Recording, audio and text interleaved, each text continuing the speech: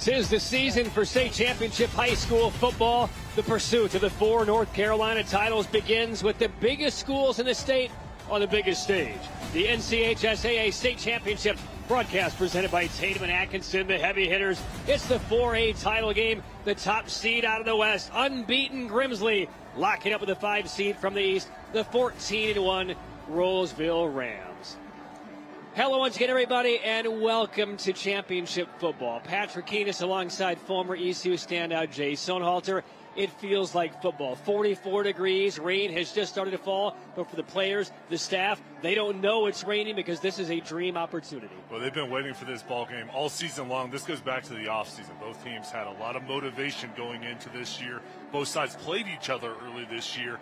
They were on track to make it to this game. It's all going to be about tonight. Which team can execute at the highest level? All right, well, let's take a look at some of the key players we'll see, because this field will be covered with rain, but also covered by 4- and 5-star college prospects. Well, you have potential college prospects and NFL prospects in this ball game. Starting on Grimsley's side, it all starts with their running back. What they can do on the ground with Mitchell Summers has been their catalyst this season. He averages over 8.5 yards per carry, 2,200 yards and counting on the season. He's had an amazing career, and at the defensive line position with Bryce Davis, he creates havoc. He's signed with Duke at the next level. You'll see his name in the ACC play. He's going to be a star in the making, and tonight he's going to try to slow down the passing attack for Rolesville. Over on the other side for the Rams, Braden Atkinson, 50 touchdowns, only 3 interceptions. He signed with Mercer, one of the top programs in FCS. He's been a leader for this program and does a really good job, Patrick, reading coverage and making good decisions. Xavier Lewis, right in the middle of the defensive line for Rolesville. He's the guy that gets that push up the middle, gets after the quarterback, and he's outstanding in run support. He's going to have to slow down Summers tonight. All right, Jay, these programs did not meet ever until last year. They met in week 2 this year. Let's get to the keys to the game tonight. The Ingles food for thought. Ingles, low prices, love the savings. For the Whirlies, it's about positive plays on offense. And on defense, keep everything in front. This is an explosive offense they'll be facing tonight. Their safeties have to tackle well, keep it in front. For the Rams, play a complete ball game. 4 quarters. They want to be consistent throughout this ball game. And then winning tonight, create turnovers and slow down this offense. A lot can change from week 2 in the regular season to now a couple of days before Christmas. These 2 squads met in week 2 this year. It's an oddity within the state. With more on that matchup and what it means for tonight, third member of our crew, Madison Little. Well, Rolesville comes into this one with only 1 loss on the season. That loss back in week 2 to none other than the Grimsley Whirlies. But Coach Rackley told me this team that we're seeing tonight is not the same team we saw back in week 2. That game was determined by minute mistakes, and this team now, well, they're more confident in their game plan. They're more confident in their quarterback, and most of all, they're more hungry. And the Whirlies coach, well, he knows that. Daryl Brown told me his team is not letting that week 2 win get to their heads. They're coming into this one locked in, because he says any team that is playing football this weekend is worthy of a state championship. We'll be back with the NCHSAA State Championship 4A title game right after this. Liquor, add car keys, and it's a killer. There's really no excuse for drunk driving. If you've been injured by a drunk driver, bring your case to us. We're attorneys Tatum and Atkinson, the heavy hitters. And we hit drunk drivers hard. 1-800-LAW-0804. It's that time of year when we gear up to cheer on our favorite team. Don't let COVID-19 and the flu stop you. So make sure you don't have to cancel on the team you love the most by getting your flu and COVID vaccines. They are safe and effective. Both flu and COVID vaccines have been updated to fight against new virus strains spreading this fall and winter. So make sure you don't miss the big game and you protect those around you. Ask your healthcare provider about updated flu and COVID-19 shots. Visit myspot.nc.gov and find yours today. It's the Get Holiday Ready sales event with the Ford crew. Final day. What do we got? Big inventory, big deals, and a big grand finale final day's finish. Ford SUVs. Bring it, Mother Nature! The built wild Bronco family. Goat mode goes over any type of terrain. She knows. F-Series, best-selling truck for 47 years. Final days. Exciting. Yeah. Hurry. Get 1.9% for 60 months plus $93.92 in total savings on a 2024 Ford F-150 hybrid. The problem with the companies they work for. At Tatum and Atkinson, we use the experts in the technology to get you more money than their insurance company wants to pay. Because around here, You matter. 1-800-LAW-0804.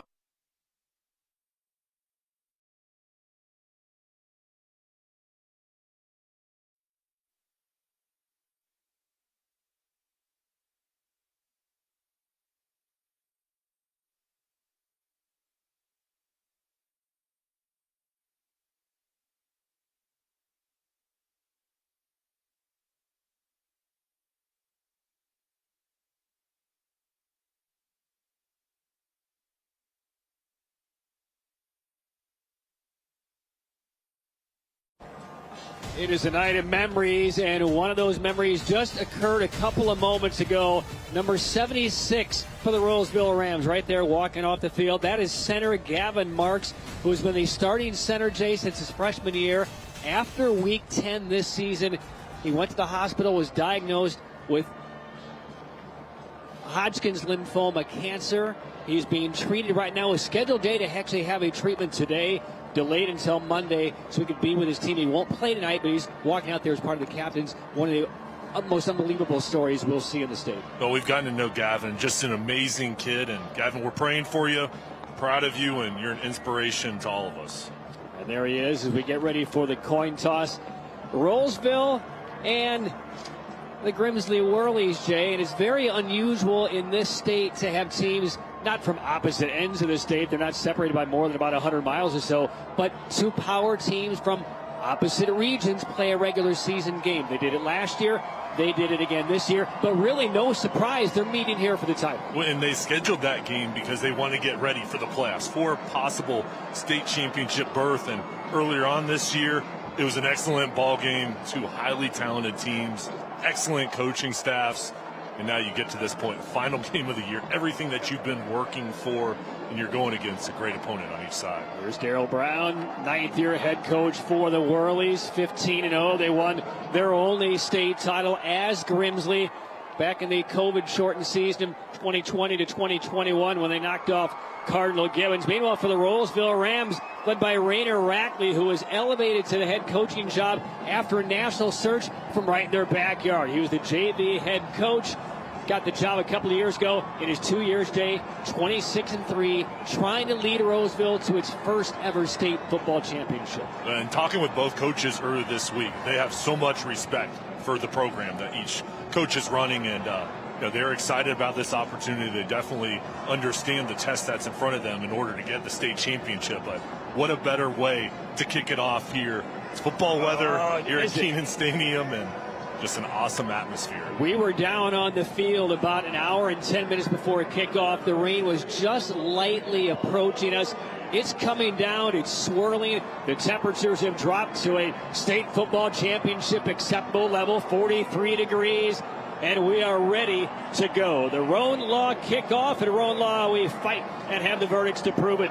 The unbeaten top seed out of the West, Grimsley Whirlies, 15-0. The once beaten 5 seed out of the East, the Rolesville Rams, in the black, and the Rams will return the kick and take it to about the 20-yard line, and that's where this opening drive will begin. That's Jonathan Dunn on the return. So let's talk about the Rolesville Rams, Jay. They have played a murderous schedule, but you get to the postseason. They had to go on the road the last 3 rounds to knock off better seeds.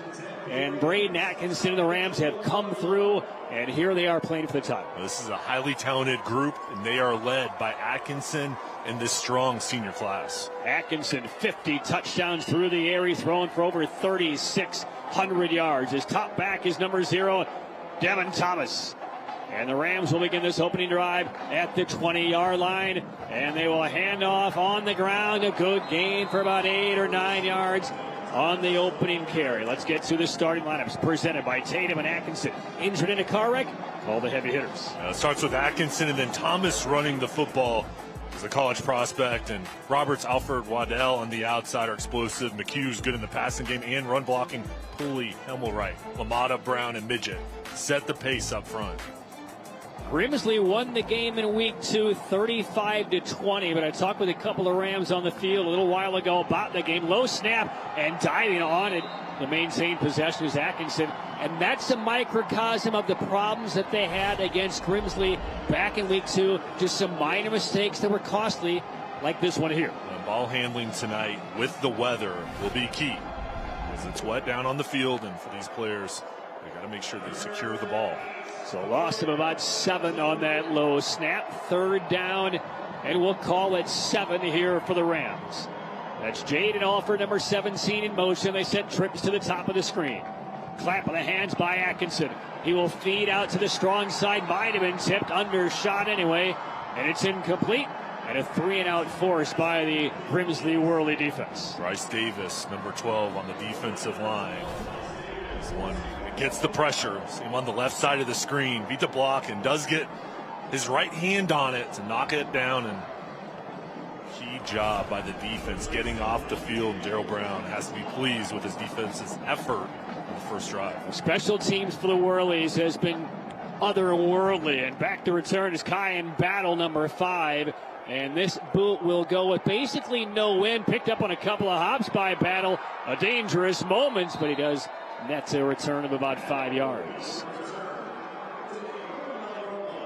Well, the Grimsley Worleys, the top seed out of the West, and as dominant as this program has been the last few years. As a matter of fact, in their last 81 games, Jay, they are 77-4, but lost in the West Regional Final last year to Weddington. Weddington went on to win the title last week. Grimsley took down Weddington.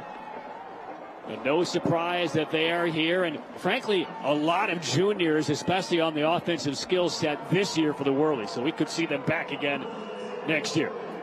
There's a look at the head coach, Darryl Brown. Faison Brandon, the number 1 national high school football prospect in the 2026 class. He is the quarterback, and they go on the ground. A first down carry out close to midfield.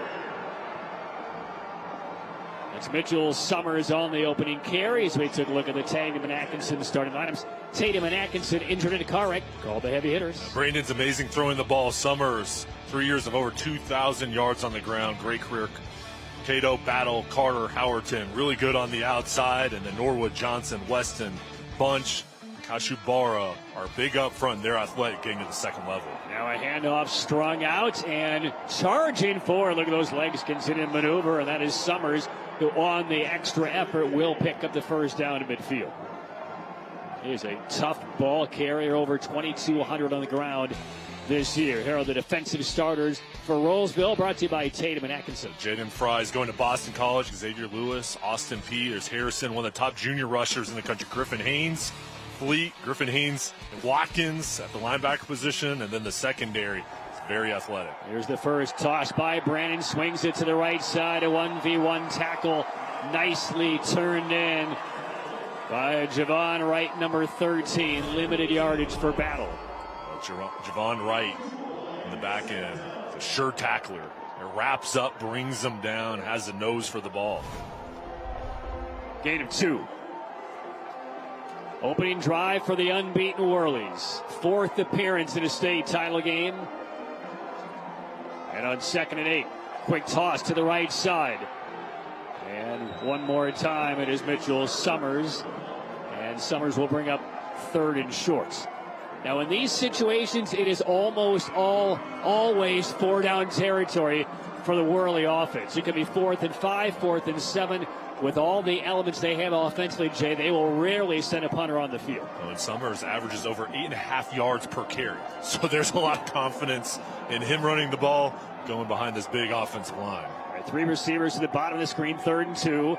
And this is Brandon looking for him around the edge, and he tries to get away. Still again punishing a defender forward.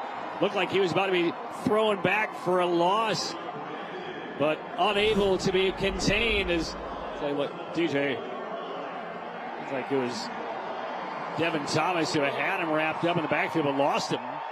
And it is a first down for the Worleys.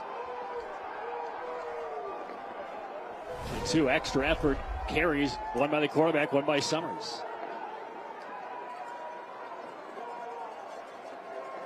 Brandon on the give, stumbling through and popping quickly forward for another 8 is Summers.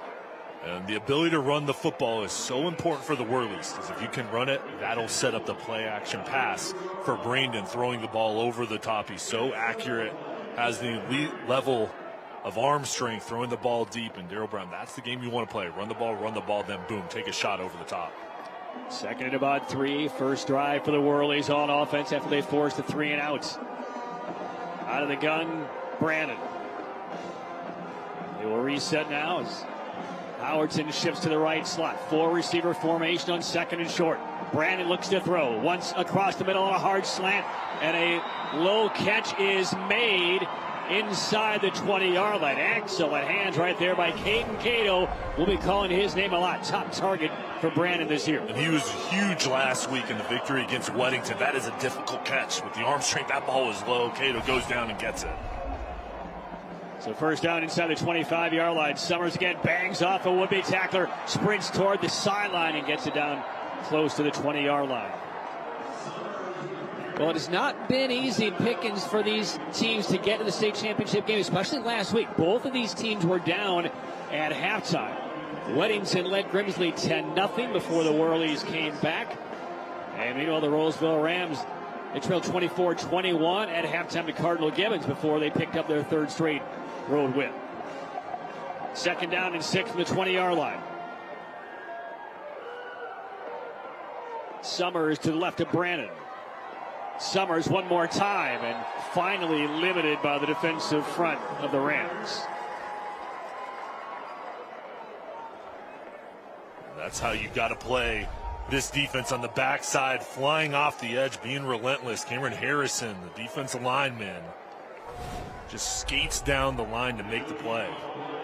At third down and about 6. Inside the 1KRNC red zone. It's down. Brandon moves the pocket bit, throws against, has a man toward the goal line. It's caught. The dive to the pylon. Touchdown, Whirlies. Kyan Battle. A beautiful one-on-one move. A look away by Brandon. A pinpoint throw. And the Whirlies strike first inside the first 6 minutes of the state championship game. This is how you want to start off the ball game. Excellent job from Brandon, putting his eyes over on the left side, get the defense rolling over, and then come back to Battle, who is so versatile on the outside. That was an excellent route, getting open. And that separation is one of the keys to his game, the ability to get out of cuts. Got open, beautiful pass. And Jackson Henry bangs in the extra point. That is the 34th touchdown pass for Brandon this year against a lonely 1 interception. 6:09 to play, opening quarter for the 4A title, and the unbeaten Whirlies strike first. At Wells Fargo, we believe that doing can make a difference. That's why we've donated over $2 billion to strengthen local communities over the last 5 years. From more than $710 million to help address housing access and affordability, to roughly $420 million to help small business owners through nonprofits, to nearly $58 million to support scholarships and programming for students. Because doing gets it done. Hamrick's has something for everyone this season. Ho, ho, ho. Toys starting at just $2. Gift, bath, and food sets only $8. Games and other gift sets $15. Outerwear for the family $9.98. Men's and ladies gifts $4. Christmas wrap must-haves 4 for $10. And Christmas flags and decor only $4. Hamrick's, something for everyone. Ho, ho, ho. 7-0 lead. Grimsley on top of Rolesville. And there's Faison Brandon doing Faison Brandon type things. A 20-yard touchdown strike, and the early lead belongs to Grimsley.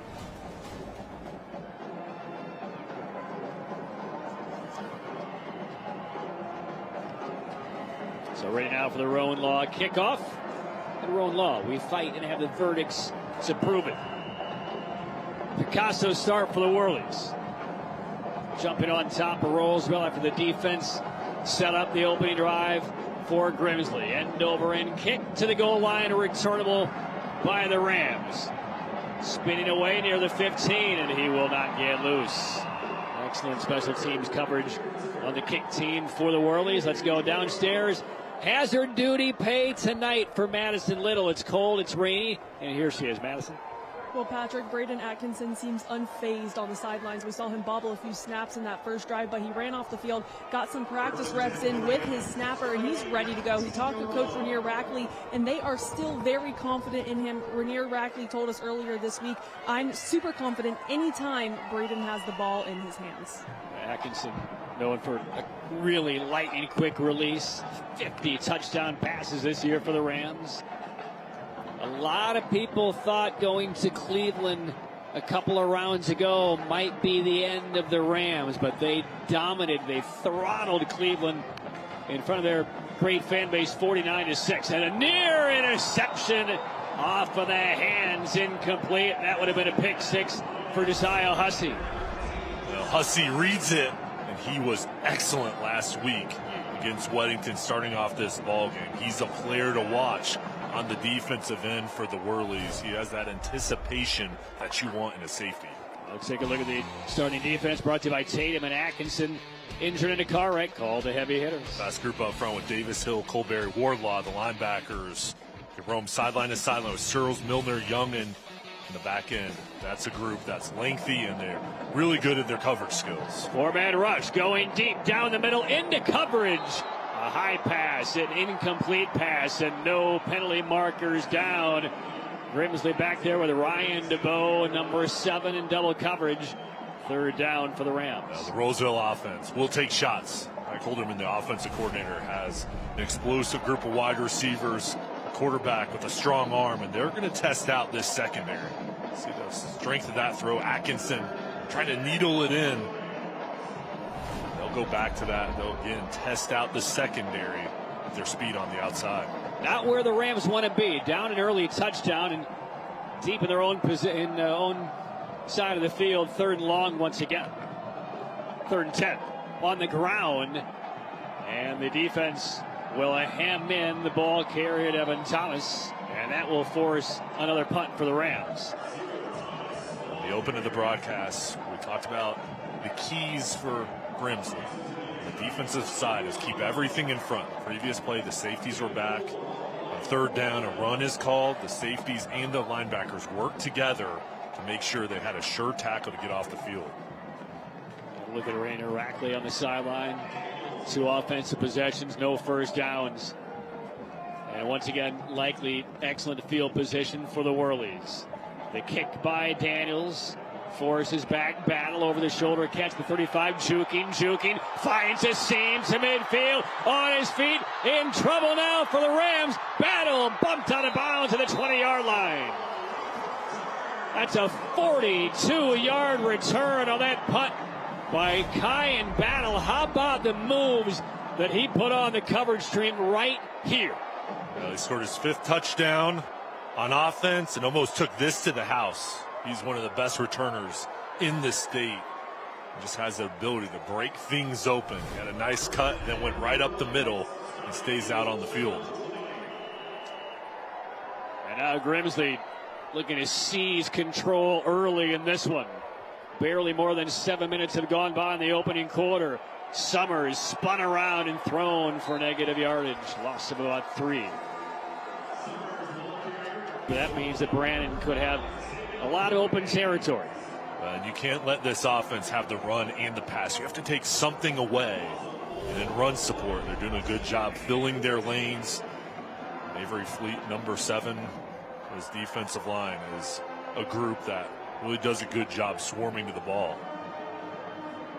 2nd down, Brandon looking to throw, lost one. A leaping grab is made by Cato, and he's tackled inside the 5-yard line. A finesse throw by Faison Brandon that only Cato could come down with. 1st and goal. And Brandon has the touch. He's got the strong arm, but he knows the different speed arm angles you got to use to get the ball to your wide receivers. And now Summers on the next play, bangs it home, and it's 13-0 Grimsley. 2-yard touchdown run. Brought to you by Meg Brown Home Furnishings, just off I-40 and Bermuda Run. And this is an ideal start for Grimsley. Jesse Tripp, the offensive coordinator, used tempo after that completion through the air. They get up to the line of scrimmage, then keep the ball on the ground to Summers. You trust your big offensive line He's really done a nice job calling this game the first 2 drives. 2 touchdowns early over 2 minutes, and they have landed an uppercut against the Rolesville Rams.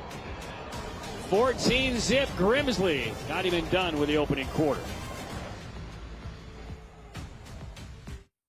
Work out of your furniture and accessory shopping with a little help from Meg Brown. Want to sit, touch, and feel before you buy?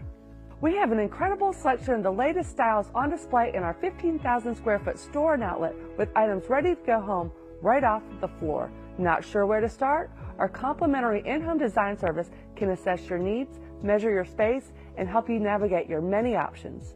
Meg Brown Home Furnishings, just off I-4.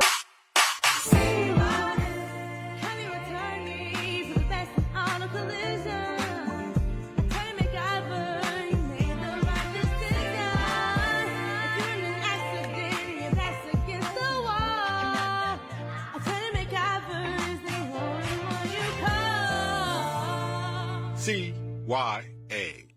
Call your attorney, Attorney Roderick Todd McIver.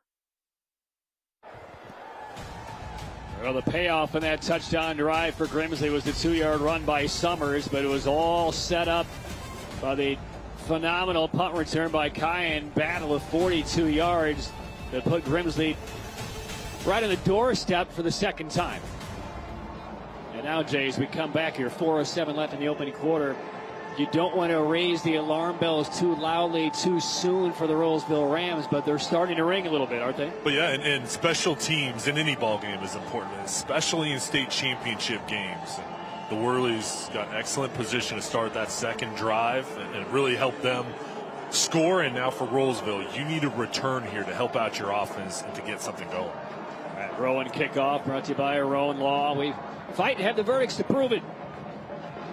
Another kick right to the goal line, returned by Rolesville. This time a little bit better return. That's about the 25-yard line. That's where the drive will begin for the Rolesville Rams after that return by Jonathan Dunn. Again, each of these teams trailed at halftime last week in the regional finals, so this is not uncharted territory for the Rolesville Rams. But again, they know how athletic, they know how uber talented this Whirly team is from last year, and then again from week 2 this year. They do not want to be a couple of scores down in the opening quarter, but that's where they find themselves. So they will lean on their senior quarterback, Braden Atkinson, on first down. The handoff, a little slowly developing play to about the 30-yard line, gain of 5. It's important for Rolesville to have success on first down. That way, it makes it more manageable second and third down situations. That's a good job. You get Brown in motion. That offensive line gets some push up front to make it 2nd and 5. 2 possessions, no first down so far for the Rams. 2nd and 5. I looked at the sideline, maybe a change of the play. There are a lot of wide-out threats in this Rams offense. Waddell, Alford, Roberts on the ground. Nice move there. Will be the first down of this championship. That's Amir Brown getting the rotation in the backfield on this set of downs. Brown and Thomas are dangerous when they get to the second level. You see the initial wall by the O-line, a missed tackle. And then there he gets past that line of scrimmage. Davis has to come in to make the play. But this is a group of backs for Rolesville. A lot of balance to Rainier Rackley and his offense. Hamrick's first down. Great brands. Incredible prices. Shop Hamrick's today. First down. Play fake. A swing to the outside. This is Brown. Dances close to midfield. A couple running plays. This is a little fake and then throw the ball out to the flat. Nice, easy pass over to Brown where he can catch it, get yards after the catch. Now this offense getting a little bit of rhythm.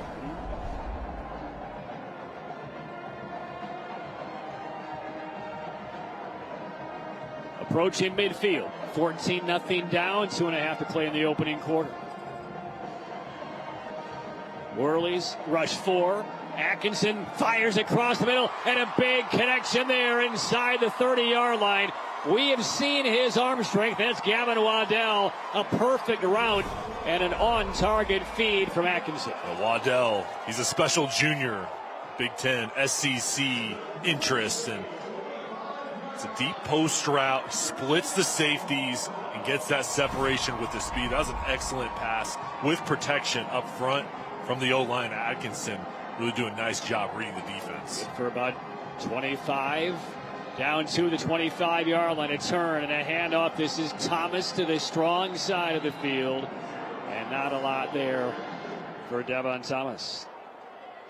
And for Rolesville, Patrick, don't you feel like there has to be a response? You have to have a touchdown. Still early, but you just need to get it going here, especially seeing how good the Whirlies offense is, putting up 2 touchdowns. You've got to respond on this drive. At the minimum, they have at least flipped field position. But yes, everybody in black and red on the sideline are thinking points are mandatory here. 2nd and 10. Thomas in the pistol behind Atkinson. And now sprints to the wide side of the field. Atkinson looking. He has some time. Now being chased. Retreating. Throws off his back foot. This is dangerous. And it's tipped away. Incomplete. And for Grimsley, that's Hussey, who got his hand on another pass. And Atkinson was initially looking for A.J. Roberts. And he comes off it, and there's Hussey again around the ball. He was excellent last week against Weddington, and here early on we've already called his name a couple times making plays. He had that pick 6 in his hands a couple of plays ago. Pass break over there. 3rd down and 10 from the 25-yard line for the Rams. Closing in on 1 minute for the opening quarter. Atkinson looking to fire sideline. It's caught around the 20-yard line, but that's going to be short of the first down. So you're down by 2 touchdowns here. It's 4th and about 3. Field goals aren't going to win you the state championship, so I imagine the offense will stay out here for the Rams. The first real decision for Rainier Rackley. And I'm not sure they have the right personnel on the field here.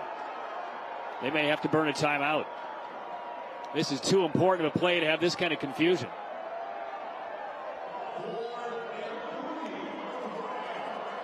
And they just actually deployed one guy off of the sideline toward the right sideline to get enough players on the field. 4th and 3. Here we go. Rams are going. And now we do get a stoppage, and we do get a Rolesville timeout. That play was breaking down for the last 30 seconds.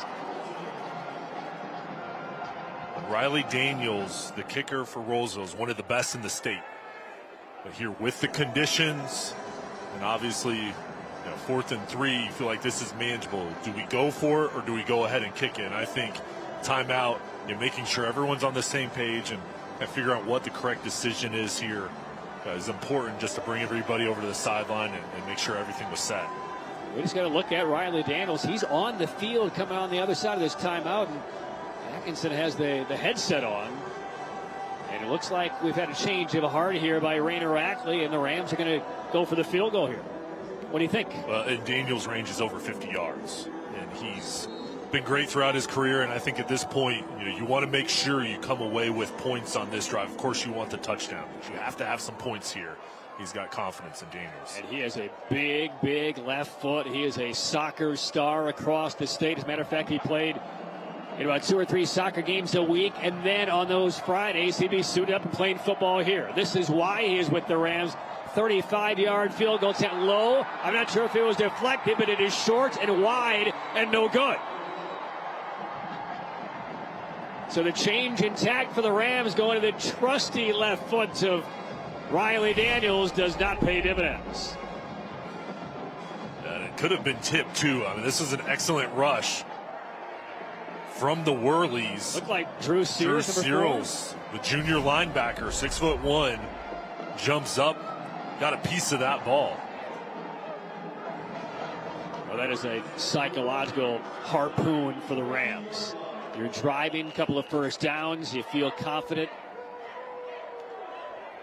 Kind of a busted play call on that 4th and 3 where they clearly wanted to go. They change their minds and have a field goal tipped and no good. So still down by 14. This is likely to be the final play of the opening quarter, as Mitchell Summers runs it for about 9. And the Grimsley Whirlies, which claimed their only school title 3 years ago, have dominated the opening 12 minutes here at Soggy Keenan Stadium in Chapel Hill. 2 touchdowns inside 2 minutes. And the top seed out of the West, the Grimsley Whirlies, up 14-0 on Rolesville for the 4A title.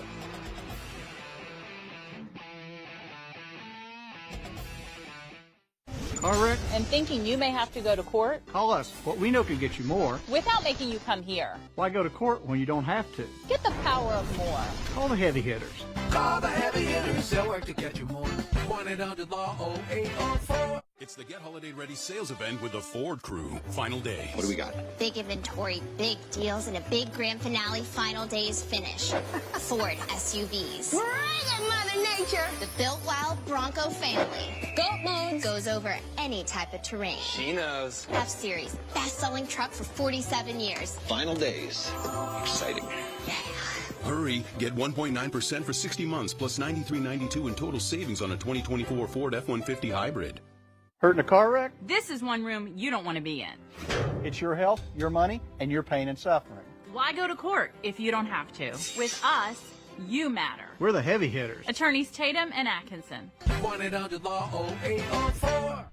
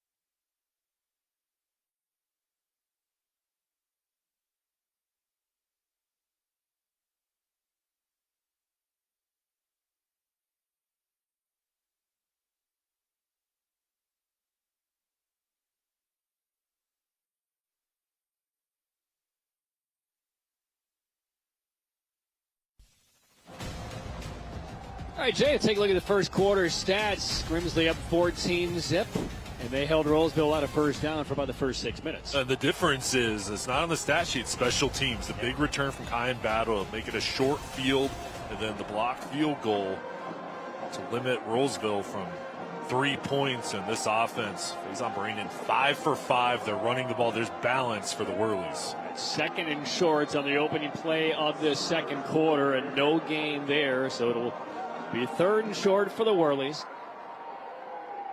Well, we mentioned these two squads played in week 2, and I had a chance to speak with Gavin Marks, the center for Rolesville.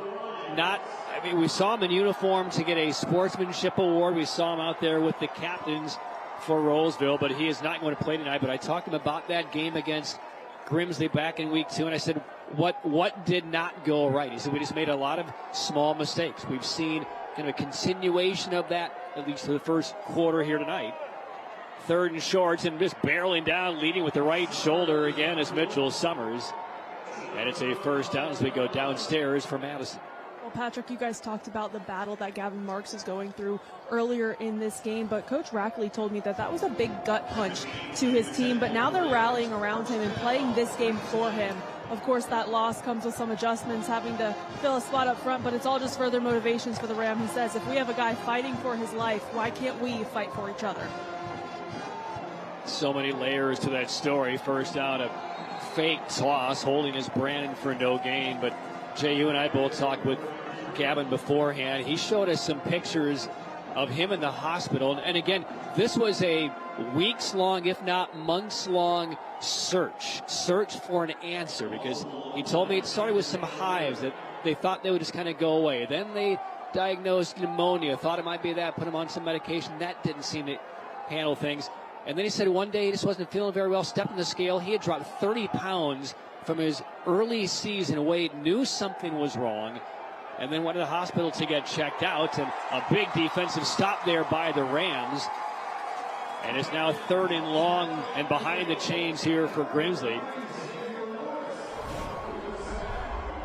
This was Xavier Lewis, number 3, right in the middle of the screen. Spin move, that quick first step.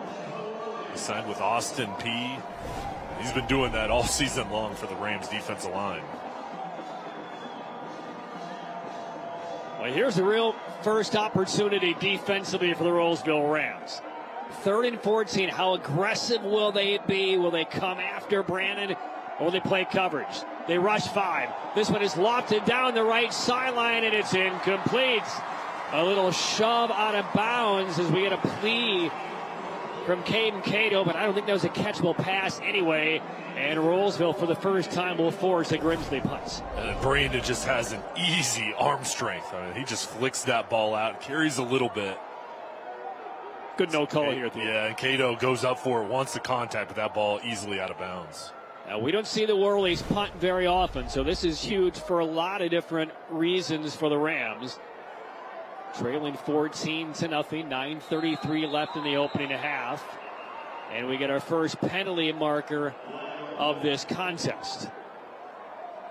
So Carl Berger in the white cap. He is the referee. I had a chance to speak with him. He's been officiating in this association for 25 years. Also spent 25 years in the Air Force. He is retired. 4th down. He said, in this association, 25 years, but I've done one state telegame. I said, well, what other association? He said, I started as an official in high school football in San Antonio, Texas. And a big family reunion for him, as he has some relatives coming up from South Carolina. His wife and son are here as well. Returnable punt for the Rams. Can they get a spark on special teams? Decent field position for the first time tonight for Rolesville, out at the 36-yard line. All right, Jay, the feeling out process is now over.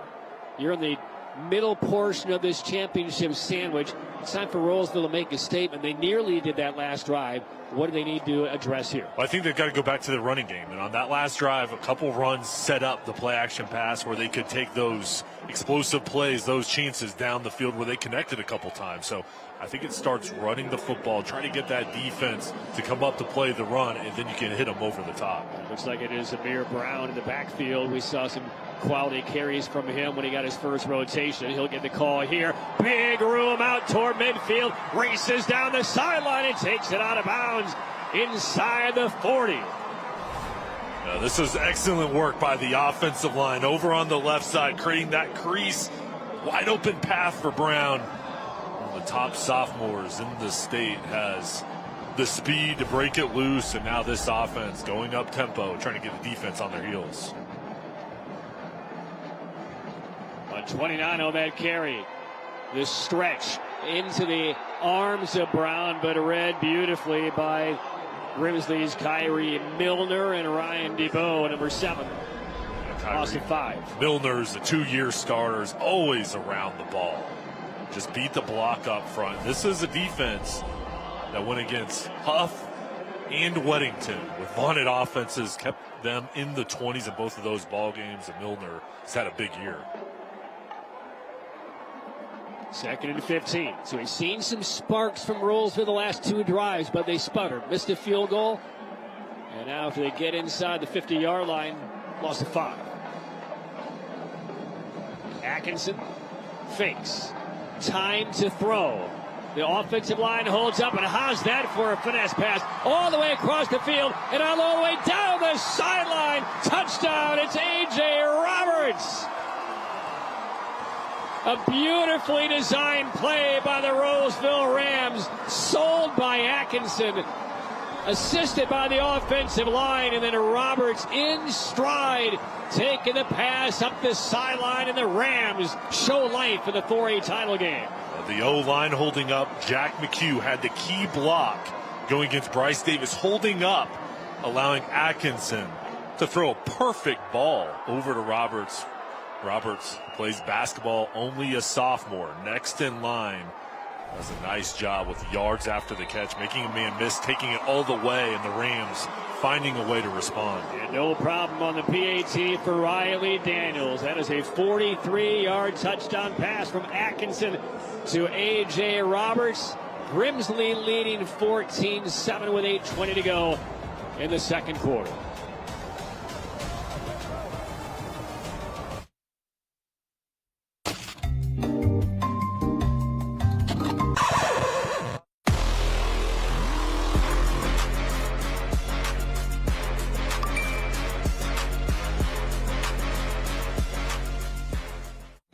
Life can be tough. The daily grind, the pressures, the uncertainties, it all adds up. Let's be open and honest about our mental health. Let's support each other when we're hurting, because it's okay not to be okay.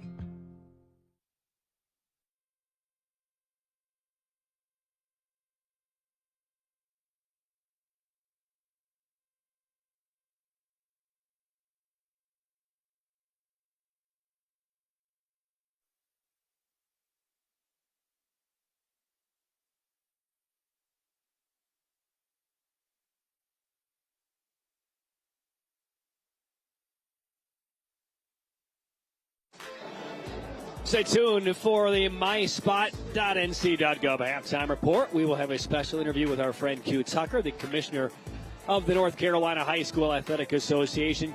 We'll have first half highlights and more. Get protected this holiday season with updated COVID-19 and flu shots.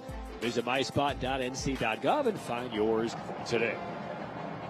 A massive reply by the Rolesville Rams. 43-yard hookup between Atkinson and A.J. Roberts. I mean, you could not have drawn up a better play for that pressure by the Rolesville Rams. Executed flawlessly. Ready for the Rowan Law kickoff. At Rowan Law, we fight and have the verdicts to prove it. A bouncing kick knocked down and handled by Grimsley. And this drive will begin a little bit short of the 30-yard line.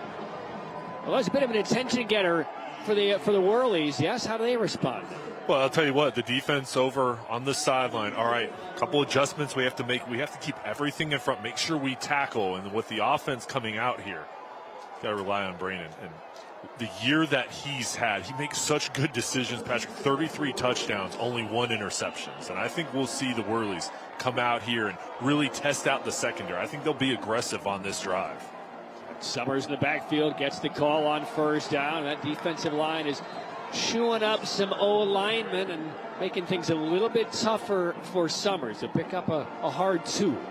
Especially when you see the linebackers coming up and run support. That's the time you say, okay, we're going to have one-on-one coverage on the outside. There's Taylor Watkins, one of their star linebackers, making the play.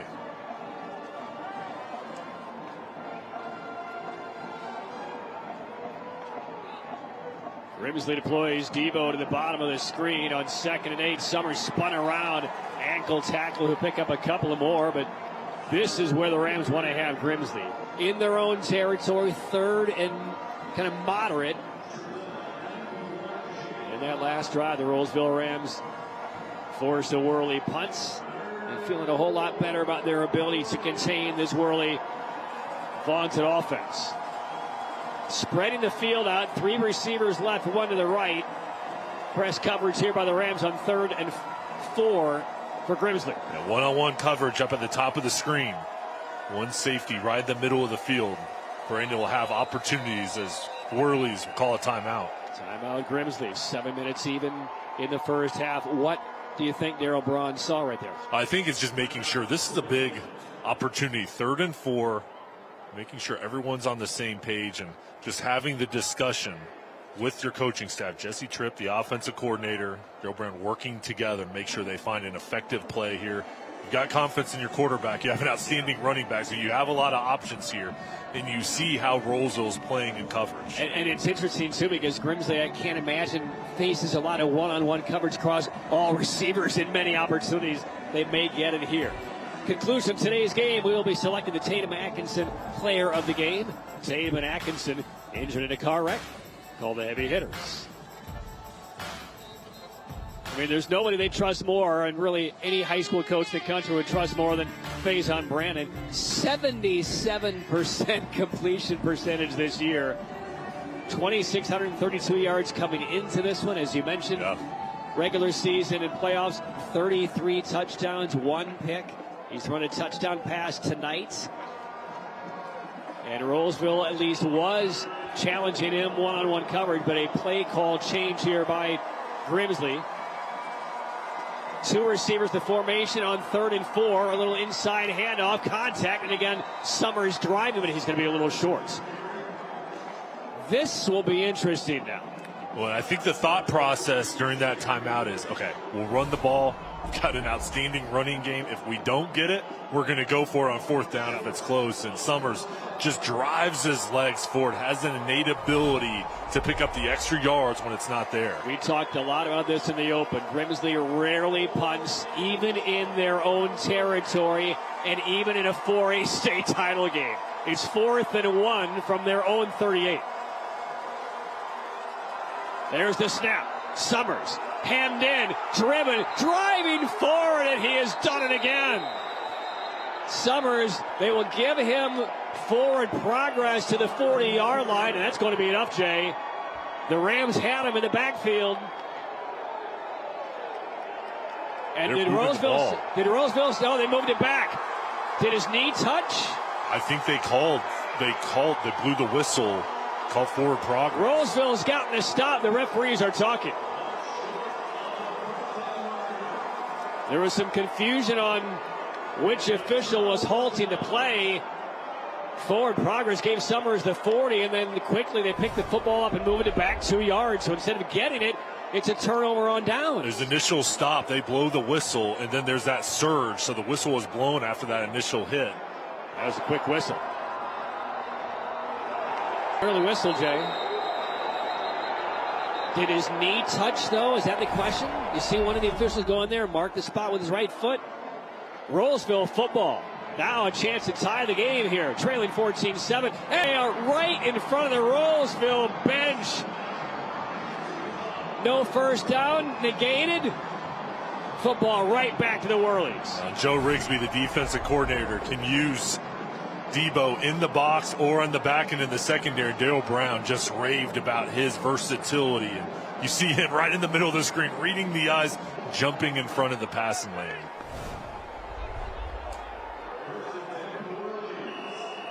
First bit of adversity for the Grimsley Whirlies erased in a matter of seconds. Back on offense, Faison Brandon. And this is Summers breaking through, and Summers, big chunk of yardage of about 14. Summers has that ability. As the game goes on, he just wears down a defense. And he has really good speed and the power in between the tackles to run through defenders. And he just keeps wearing on you, and they keep feeding him the ball, and that's a good start to this drive, giving the ball to 22. He came into the state title game, 260 carries this year, Jay. 45 of them for touchdowns. Amazing. First down. Brandon zigzagging ahead. There's the whistle. It will stop his progress maybe a yard. With Brandon's athleticism, with that zone read, all the defense's eyes on Summers, it gives him opportunity to run the ball. And Daryl Brown just raved about Brandon and Summers, how they're humble, they're great kids, they're hard workers, and all the teammates love those two of the best leaders on this team. Faison committed to the Tennessee Volunteer Program back in August. North Carolina Gatorade Player of the Year. Top prospect of the class of 2026 nationally. Zips one into the left seam, and it's a first down inside the 45 to catch to DJ Howerton. And he's next in line. Howerton, tight end, 6'6", 235 pounds. They'll split him out wide. He's a quick slant, has the size that you want in a prospect at the next level, and he's going to be a big part of tonight's game plan. Carolina Ford dealers first down with Ford F-150 on your team. It's game on. See your Carolina Ford dealer today. Jay, this feels like a college game for a high school state title, doesn't it? It does. So many great players, outstanding coaches. Summers breaks free. One man to beat. Got a great block. And that frees up Mitchell Summers, taking it home from 44 yards out. That is his 47th touchdown run of the year.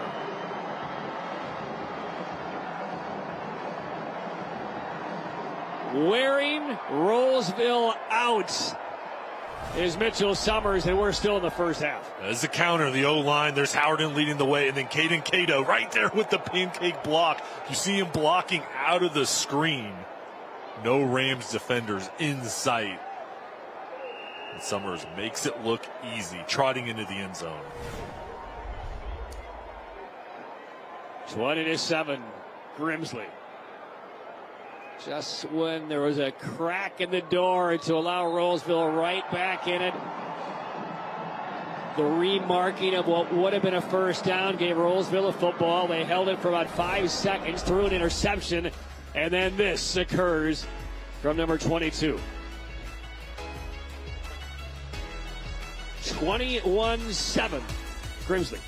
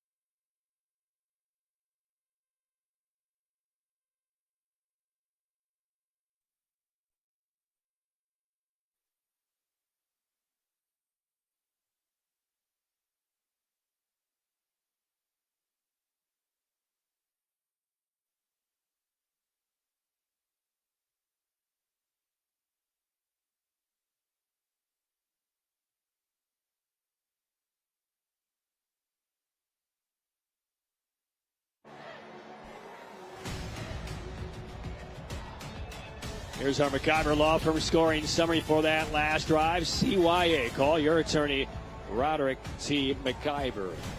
44-yard payoff on the touchdown run by Mitchell Summers. Minute 49, almost 70 yards. And again, that's right on the heels of the interception thrown by Rolesville. As good as Summers is running the football, Joe Brown talked about him being even better when the ball he does brings so much value to his team. Rolesville looking for a big play here on special teams, and they get a nice return, forging ahead toward almost the 40-yard line. 21-7 Grimsley, 4:05 left in the first half. And a reminder, stay tuned to the end of tonight's game. We will showcase the Carolina Ford dealers drive of the game with Ford F-150 on your team. It's game on. See your Carolina Ford dealer today. During a return. Penalty marker down on that kickoff return by Rolesville. 10 yards from the spot of the foul. It's a block in the back against the Rams. So that will negate a pretty good return and good field position for Rolesville. Grimsley will get the ball on the other side of halftime. Grimsley leads by 14 points. Critical next offensive set here for the Rams. Rainier Rackley has confidence in this offense, and they've put up over 50 points at ease throughout the season. And we've already seen earlier on the previous possession how explosive they can be. And again, just enough mistakes in a championship game against a team like Grimsley is why the Rams are in trouble here. Atkinson goes down and fetches the low snap. Finds some space to his right. Now pressure. Evades one and is sacked for about a 3-yard loss. Coverage sack. That's Bryce Davis, number 12, who will get credit for it. But the defensive line and some harassment in the backfield. Rolesville loses about 4. This was amazing work from Davis and Searles. And Davis initially double teamed. Couldn't get to Atkinson and then just hustled. Continued to fight through it to make the play.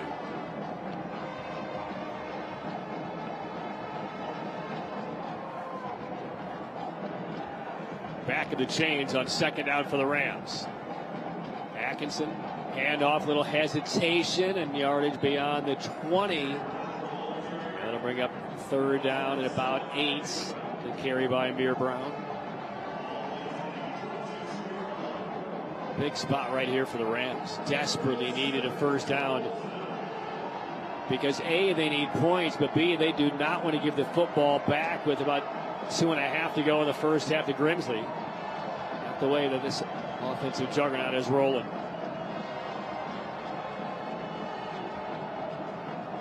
Atkinson will get some time. 4-man rush, hit from behind, and lost the football inside the 10. Covered up, though, by one of the offensive linemen for the Rams, but the strip sack, and that's Bryce Davis one more time. And nearly a fatal blow for the Rams. Davis making an impact on this drive. Great job beating the tackle and then just going for the ball. He'll be headed to Duke, and you can see why, with that immense talent, how he can change a game. 2 big plays on that defensive set for the Grimsley defensive end. And now Riley Daniels will be almost the back of the end zone. And we've seen how devastating special teams have been already for Grimsley. We'll see what Battle will do on this punt return. Short kick, spinner. It's going to bounce. And Battle will retreat, and they will let it roll right around midfield.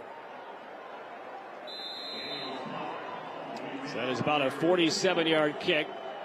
Fortunately for the Rams, there was no return, but unfortunately for the Rams, a minute 43 to go, fairly short field, plus 2 timeouts for the Whirlies, leading by 14. And I don't think you have to necessarily throw the ball on every play here with Summers' ability to create big plays on the ground and those timeouts. Wouldn't be surprised if they mix in a couple runs. 21-7 Grimsley.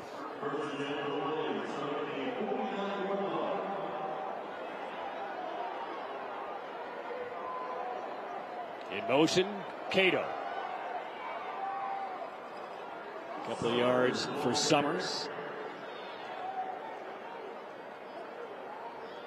And the Whirlies right now in no hurry. And a couple of timeouts.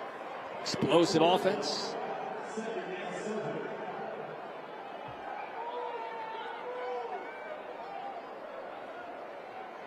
They stack 3 to the top. Brandon, there's the toss. Not a lot of room there, and Summers is bottled up at the 45-yard line. Now we will get a timeout taken by Grimsley. 1:08 to go, so a couple conservative play calls in the first 2, netting very little. And now you're right around a minute, 1 timeout left, and 3rd and 4 coming up for the Whirlies. I think the thought process was on those first 2 plays, let's see if we can pop one on the ground. And knowing that you can stop the clock here, and then for this 3rd down, make sure everybody's ready and make sure everyone's good with the play call. And Brandon, there's Darryl Brown talking with his coaching staff, making sure everybody's good with this call here. And then I think after this play, if you pick it up, you'll see the Whirlies start to play up tempo. Coming up in a little over a minute, the myspot.nc.gov halftime report. We'll sit down with Q Tucker, the commissioner of the NCHSAA. Highlights from the first half of this title game and more. Get protected this holiday season with updated COVID-19 and flu shots. To do so, visit myspot.nc.gov and find yours tonight. 21-7 Grimsley. Scored 2 touchdowns in 2 minutes and 2 seconds, midway inside that opening quarter. Rolesville struck back on a long pass by Atkinson. But after an interception by Rolesville, Grimsley quickly went down the field about 70 yards. Got a big 44-yard touchdown run from Summers. Forced a punt. Grimsley trying to tack on before halftime here. 3rd and 4 with a minute 8 to go. Brandon looking left, in trouble. Spins away. Can he outrun the pressure? He cannot. Defensive play of the game so far for the Rolesville Rams. Jaden Griffin-Haynes, number 24, came from the strong side, and Brandon could not spin away. Well, this was an amazing play, and the defense for Rolesville had to have it. Griffin-Haynes, 6'3", 200 pounds, receiving ACC recruiting interest, flies off the edge, and I cannot overstate, you see as he's next to Kevin Reddick, the defense coordinator that played in the NFL and here at UNC, how important that stop was. I think if you're the offensive coordinator for the Whirlies, you're probably going back the first couple of plays, very conservative. You wanted to leave it up to Brandon right there, but see the Rams making a big play. And instead of tacking on 3 points and extending the lead perhaps before halftime, Rolesville gets the stop, gets some confidence.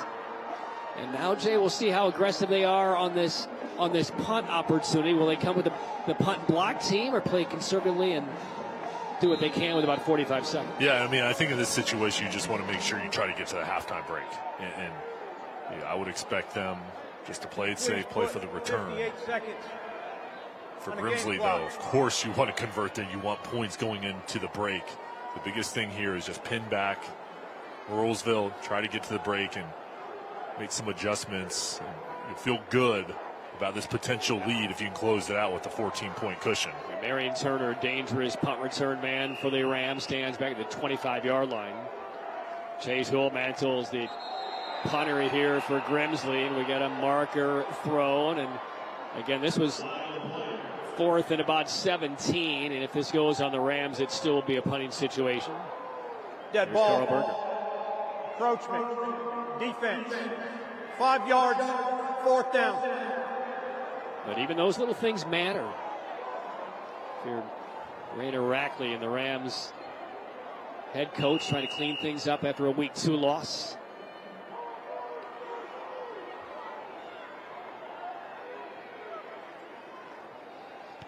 There's the kick.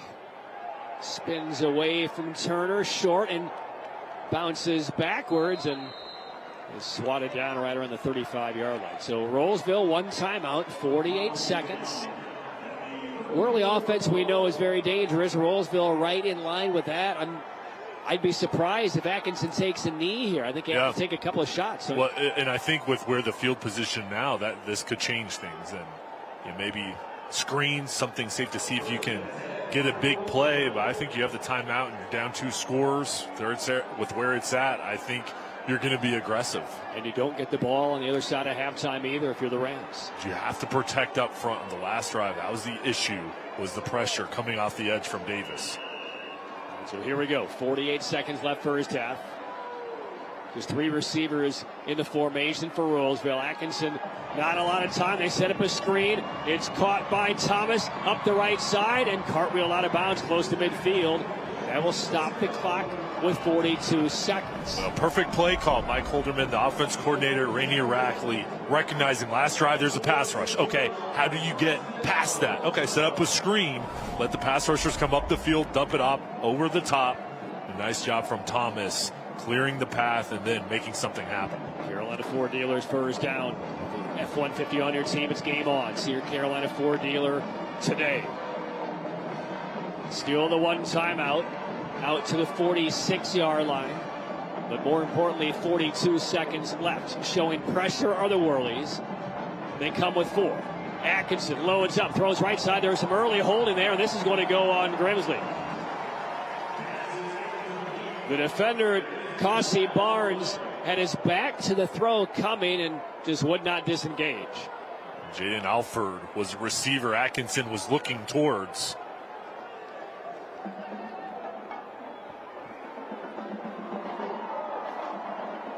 Pass interference. Defense. 15 yards from the previous spot. Results in a 1st down. Offensive line protecting up front, keeping a clean pocket. The contact on the outside. With Alford, one of the top targets. He's going to Elon. He's had a really big year, and now this Rolesville offense has something going. Pass interference right in front of head coach Darryl Brown. Usually a lobby against those calls. Nope. Hands in his pockets, he knew. They set up another screen, beautifully feed it out to Brown. He'll take it inside the 30, down to the 25-yard line. Clock will stop again for the Rams. 31 seconds to go, and they're in range. The same screenplay again. As Atkinson spikes it, Patrick, that's an excellent play call because Davis, star defensive end, is on the left side. They recognize he's getting a rush, so they go back to the screenplay again. It's very effective. Atkinson drops back down at the bottom of the screen. You see 12 getting blocked, and they just go to the opposite side, making it difficult for him to get to Atkinson. So 2nd down from the 26-yard line. Still, the Rams are fortunate to have that 1 timeout in their back pocket here. Whirlies are coming with 5. This one's going to the pylon of the end zone, a leaping effort, a tip to the air, and incomplete.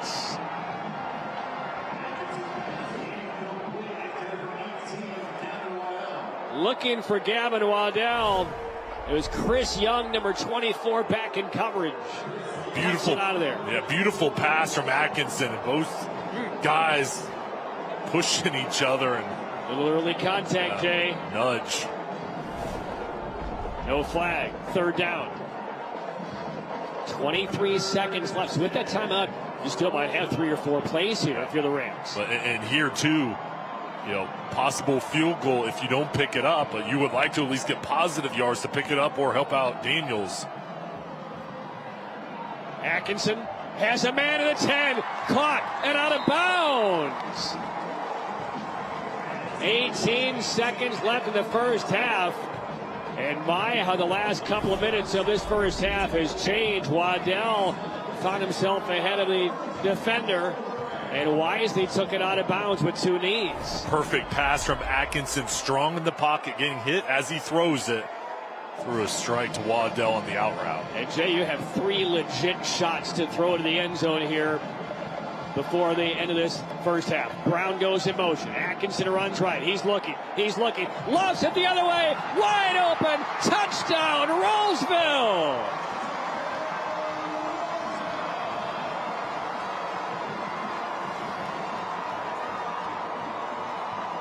When it looked like the Whirlies were on the march to extend the lead, instead, the Rolesville Rams get the stop. Sprint down the field. Perfect play calls across the entire drive. It was a tight end throwback and a great job by Jack McHugh, the sophomore tight end. He was lined up as a wing, kind of delayed it, then went across the formation as Atkinson was rolling towards the right, had enough separation. And what a drive, Patrick, from Rolesville. They are backed up on their own 30, 58 seconds left. Are you going to sit on it, or are you going to be aggressive? They made the right call, going for it. And a good job by Atkinson, leading the way on the drive and finishing it off with McHugh's touchdown. In Rolesville's first 15 games this year, McHugh had 11 catches. He now has a state championship touchdown reception at an extraordinarily important moment for the Rolesville Rams. Rainier Ackley, with his team, he's got trust and belief in them. And when adversity strikes, he knows they'll keep on pushing. He's got to be proud of his team's effort. When you get down, how are you going to respond? And right now, that was a big drive, getting a touchdown and responding. Right, here is our drive summary brought to you by McIver Law Firm. CYA, call your attorney, Roderick T. McIver. 66 yards, 6 plays. We didn't know if 48 seconds was going to be enough. They saved 25% of it. They used 36 seconds and leave the Whirlies 12. We don't know how this game plays out, but for both coordinators offensively in these last 2 minutes, for Grimsley's OC, the play calls they decided to go with, up 21-7, and Rolesville's offensive coordinator pushing every single perfect button. In these ball games, you have excellent head coaches, and then their staffs are top-notch, and you can see both sides doing their job, creating big plays, and their schemes have really enabled their teams to have a high level of success. 7 seconds left in the first half.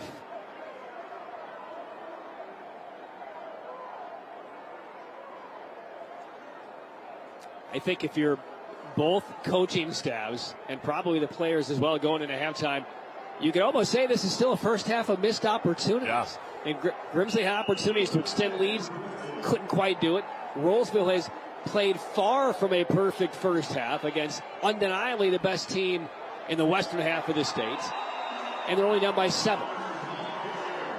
I think each team will feel like, all right, now the game's about to begin here when you come out in the second half, and they're going to say, all right, we did have some opportunities, but now it's about one half of football. The adjustments we make, how can we improve in the second half to bring home the trophy?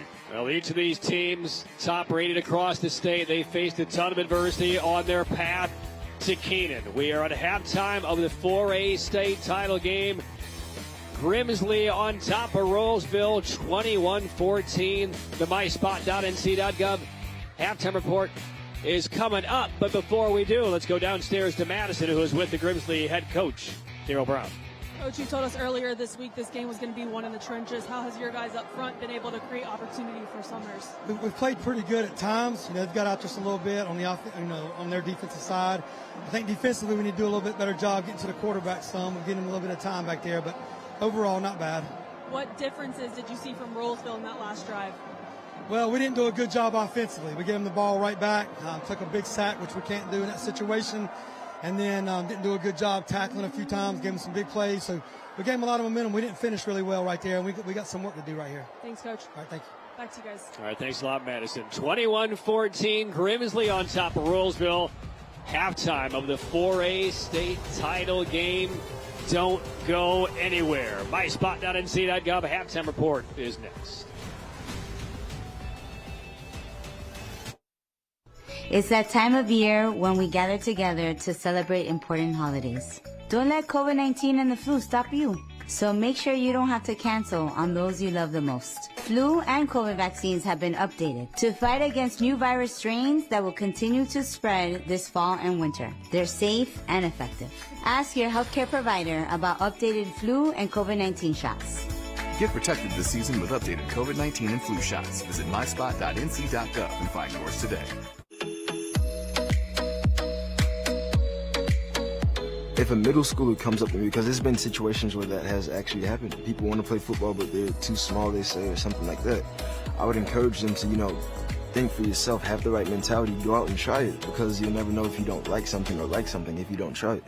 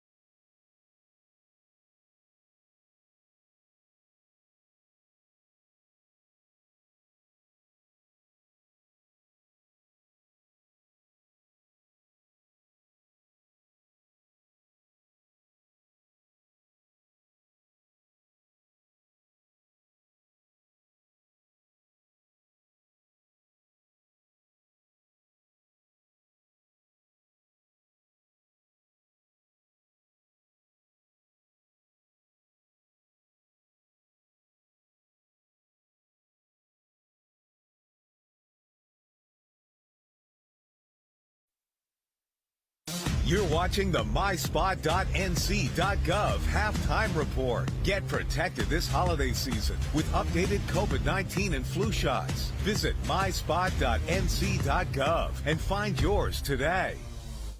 Hey everybody, I'm Nelson Weston. Thank y'all so much for tuning in to Friday Night Rivals. Joining us today is our long-standing good friend all the way from Ingalls Markets, Melissa Lover. Good to see you, my friend. Your football friend. It's football friend indeed. Now, Melissa, speaking of football, I want to transition from football to the classroom because you and I both know y'all have a famous program called Tools for Schools. And for those who are unfamiliar, how exactly does it operate on one hand, but on the other hand, more importantly, how do the good folks at home go about supporting it and getting involved today? Oh, Nelson, it's really a wonderful program because it's geared toward the school and the needs that they have that lots of times teachers will actually end up buying out of their own pocket. Indeed. You have an Ingalls Advantage card and a list of schools who participate in the Ingalls Tools for School program. Link your card to one of those schools, and every time you shop, you're earning dollars. At the end of the year, the school can go and purchase what items they need. Oh, that sounds like an amazing and well-rounded program. Right. Now, Ingalls, y'all have provided robust support to the community for so many years now. We're talking high school athletics, college athletics, and everything in between. It does beg the fundamental question, why? Why is this so critical for y'all? Well, it's not just sports, but it's also educational programs. But we're the home team. Ingalls is your hometown grocery market, so you are also supporting our home teams. Of course. It's really important for us to be a part of that community. We love being part of that, and we're blessed to be able to do that. Lots of those students work at our stores or graduated from those schools. We see these people in church. We see these people at work. This is a really big deal for us. Might be a big company to look at us from the outside in, but we like being beacons in our own communities. Y'all are beacons indeed. All outstanding work. And Melissa, very quickly, you and I both know no great game is complete without delicious, mouth-watering good food. What are some of the most popular items on y'all's menu? Oh my goodness, you have to start off with a wonderful boar's head sub, just absolutely good with all the trimmings, great fried chicken, all the sides you could possibly want, a wonderful salad bar, a wing bar, olive bar. I mean, I don't know if I could decide. I just have to go get a big old wheelbarrow and take it all there, plus all the things you need like chips and drinks and paper plates. One-stop shopping place for all your tailgating. All fantastic work indeed. Well, Melissa, thank you so much for your time here today. Thank you, Nelson. All right. We'll be back in just a moment.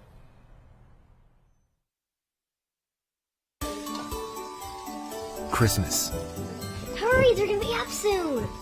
when families and communities come together in the spirit of peace on earth and goodwill towards men. Operation Silent Night and Still on the Fence. Okay, we're ready. At Ingalls, we know that Christmas isn't just a holiday. It's a feeling to embrace all year long. Ingalls, your neighbor for over 50 years.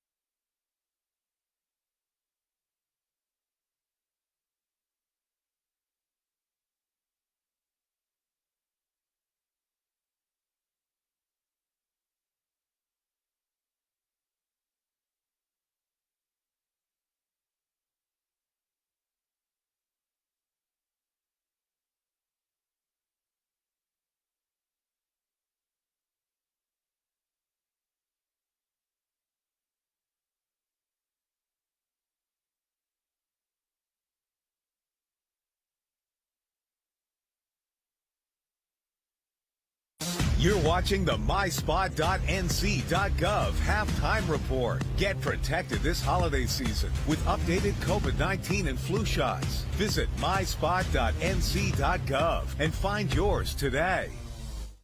I'm here with the North Carolina High School Athletic Association Commissioner Q Tucker. Commissioner Tucker, this is the best time of the year, the football state championships. Well, it really is. That's the greatness of what we do, is that there is a beginning, there's an ending, and we know that a lot of stuff happens in between the beginning and the ending.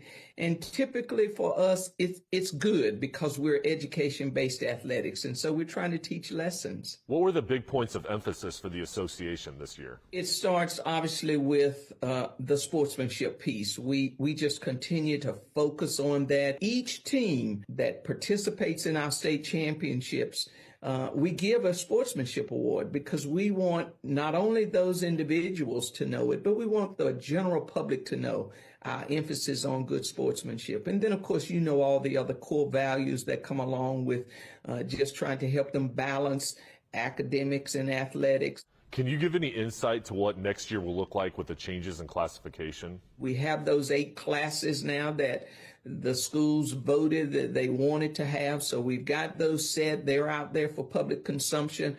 And now our realignment committee is at work trying to put together that first draft of conferences to see if our membership will be pleased with where they will land. We will have a lot of conferences that will have multiple classes within them, which will be very, very different. So this next alignment, 25 through 29, is really historic because it's unlike anything we've done since we started classifying schools.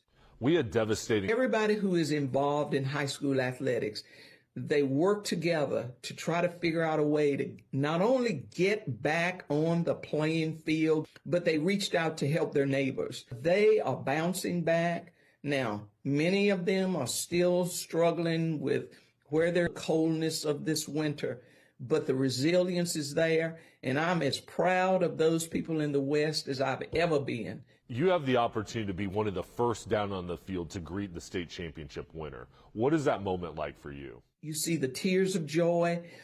You present those awards to those young people. Coaches are excited. That's great. But at the same time, that runner-up team, yes, they are tears of defeat. But you know what, Jay? They're winners, too, to say, hey, you gave it your best shot. Congratulations on a great year, a great season. That's special to me, and that's really why I continue to do what I do. Appreciate your time, Commissioner Tucker, and thank you for all you do for high school athletics. Thank you very much, Jay. Are you an enthusiastic sports fan? Want to have fun and get in on the action? Heck, yes. That'd be awesome. Have great attention to detail? Want to stay active? Definitely. Want to give back to the student athletes in your community? Obviously, yes. Then you'd make an excellent high school sports official. We need more officials in North Carolina, because with no high school officials, there are no high school sports. Sign up today at highschoolofficials.com.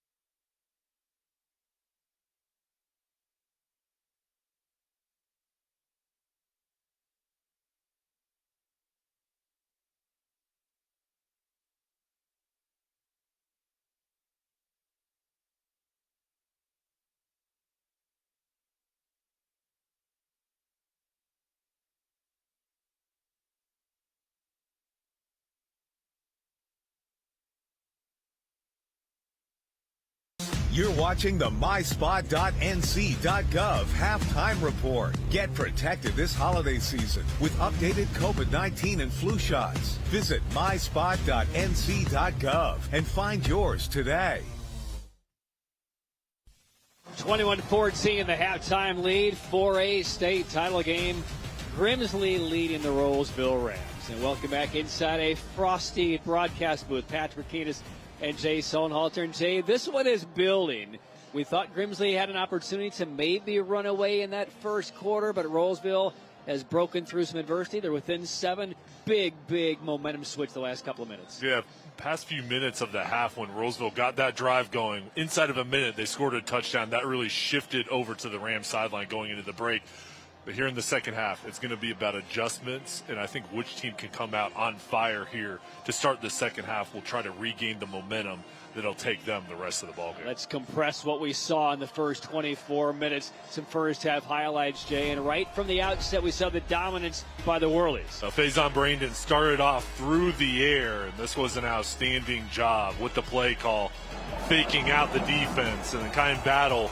Scored the touchdown, comes back on the return to set up the offense, and he was all over the field making an impact. They started off the 20-yard line, and then Mitchell Summers finished it off going up tempo, setting Grimsley up with a 14-0 lead. Yeah, the Whirlies defense did not allow a first down to the Rams in their first 2 possessions, but then the Rolesville offense kind of used the screens, some misdirections, and got on track. They got comfortable. Braden Atkinson really did a nice job reading the defense and making plays to Roberts, and then the Whirlies come back with an interception, and they just kept it on the ground, gave it to one of the best, and running back Mitchell Summers, who gets an easy touchdown to make it 21-7 at this point. 107 yards the first half for Summer, and it looked like the Whirlies were going to have opportunity to build before halftime, but the defense for the Rams made them pay, got the football back, and got the payoff at the end. Jaden Griffin-Haynes at that point we thought would just stop the scoring drive, and then he gave his offense enough time, and then McHugh, the tight end drag, catches the pass from Atkinson, and that was huge with both teams feeling like, all right, let's take a breath, come out here in the second half and play our best half of football. That last strike came with 12 seconds left in the half. What sticks out and what stats will you be watching in the second half? Well, pretty even. I think the one area is the rushing yards. Right now, Grimsley consistent on the ground, 92 yards. They want to just continue to run the ball with Summers and then protecting the football. 1 turnover for Rolesville, none for Grimsley. So in the second half, that's going to be an area to watch as the turnover battle in running the football. Can the Rams get something going on the ground? 21-14 is the halftime lead for Grimsley. We'll come back as we count down to the start of the third quarter. Rainer Rackley, the Rolesville head coach, will join us for his halftime thoughts. And then it's 2 quarters for the 4A state title when we come back. Seems like attorneys from all over the country are asking you to call them when you're injured. Call them and your case could end up in New York or Florida. Call the heavy hitters and your case will be handled right here in North Carolina. 1-800-LAW-0804. Take the guesswork out of your furniture and accessory shopping with a little help from Meg Brown. Want to sit, touch, and feel before you buy? We have an incredible selection of the latest styles on display in our 15,000 square foot store and outlet with items ready to go home right off the floor. Not sure where to start? Our complimentary in-home design service can assess your needs, measure your space, and help you navigate your many options. Meg Brown Home Furnishings, just off I-40 in Bermuda Run. We're thankful for so many of our clients who have come to us Through the recommendations of those we've helped before. Call the heavy hitters because we know car wrecks. We're attorneys Tatum and Atkinson. Helping you is what we do. 1-800-LAW-0804.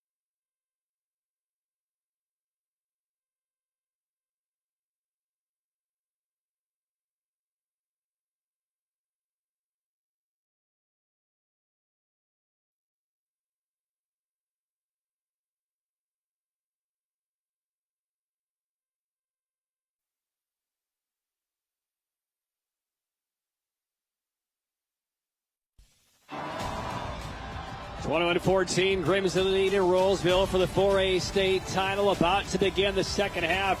Here's Raina Rackley, the Rolesville head coach, with Madison. Coach, a momentum shift in the final minutes of that first half. What did you tell your team before that final drive? You know what I'm saying? Got to finish. Don't get complacent. Don't get comfortable to be still in this ball game. We got to go out there and play round football. Now the momentum in your favor. How do you capitalize on that? Finish it. You know, be confident in who we are as a staff, as a player, and understand the game is right here at arm reach. We just got to go out here and do what we have to do. Thanks, Coach. Thank you. Back to you guys. All right, Jay, let's get your thoughts on what you expect to see, changes, wrinkles, approaches for each of these teams. Well, I think the biggest thing is for both coaching staffs is instilling confidence in your team during the halftime break. You heard Rainier Rackley talking to his team about finishing, and Darryl Brown over on the other side. Had a lot of bright spots in that first half, also some things that they would like to improve on, but I think it's about confidence, and I think for the Whirlies, they're excellent, Patrick, on special teams. They want a good kickoff return here to set up their offense, and I think running the football, they've been effective on the ground with Summers, but I think we will see Brandon really try to take some shots down the field in the second half. And over on the other side, I think for Rolesville, starts off with their defense. They need to stop here, and they need to try to limit the big plays. Well, here we go. 1.5 for a state title game, and this boot from Daniels goes into the end zone. Our Roan Law kickoff. At Roan Law, we fight. Your defense is out there. You're down by 7. You have momentum on that big defensive stop in the final minute of that first half, and then your offensive scores. Now, momentum may be interrupted by halftime, but an opportunity to get off the field and get your offense back out there with a chance to tie it. Yeah, and it starts on your defensive line. I mean, for them, slowing down Summers and getting a pass rush on Brandon, that's where it starts. And you've got some outstanding players, and Griffin Haynes, Jaden Fry, Xavier Lewis. Those three really have to lead the way. And it will be Summers on the first down yardage, and he'll pick up about 5, snaking low to the ground. Again, absorbs the first hit, keeps the momentum moving forward, and a lot of after contact plus yardage for Summers in this title game.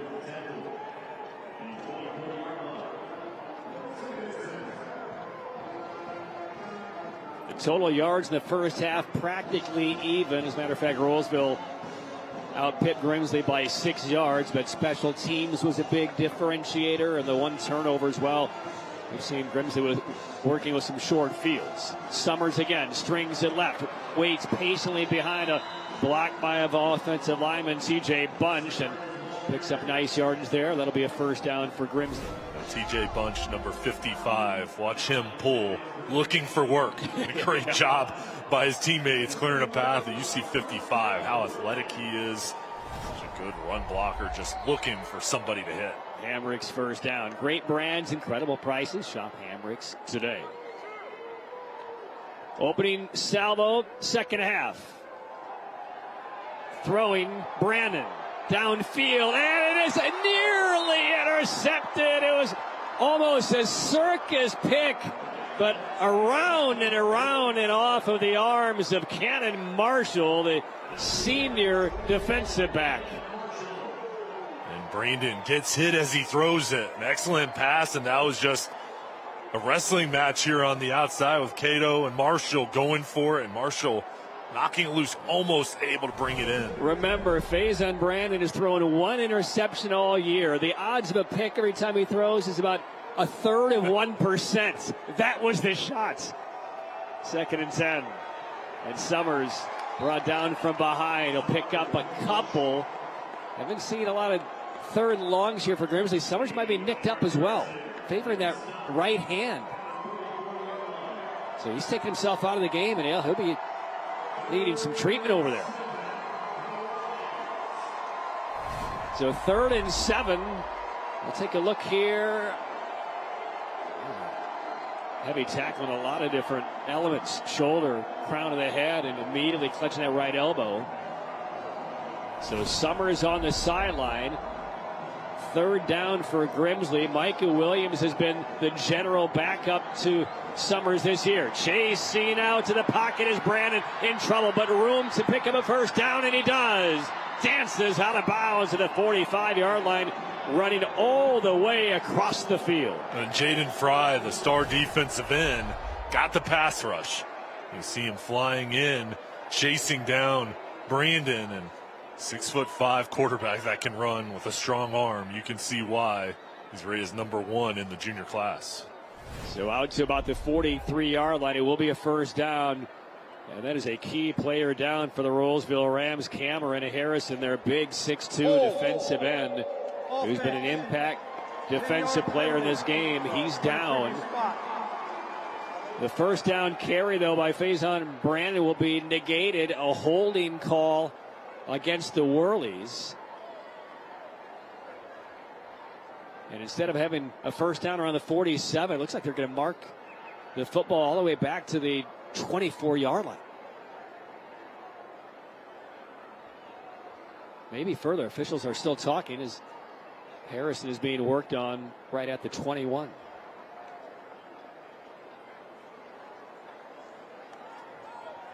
So Carl Berger picks up the markers, signals it is still going to be third down. They have spotted the football at the 24-yard line, and they are working on that left leg of Harrison.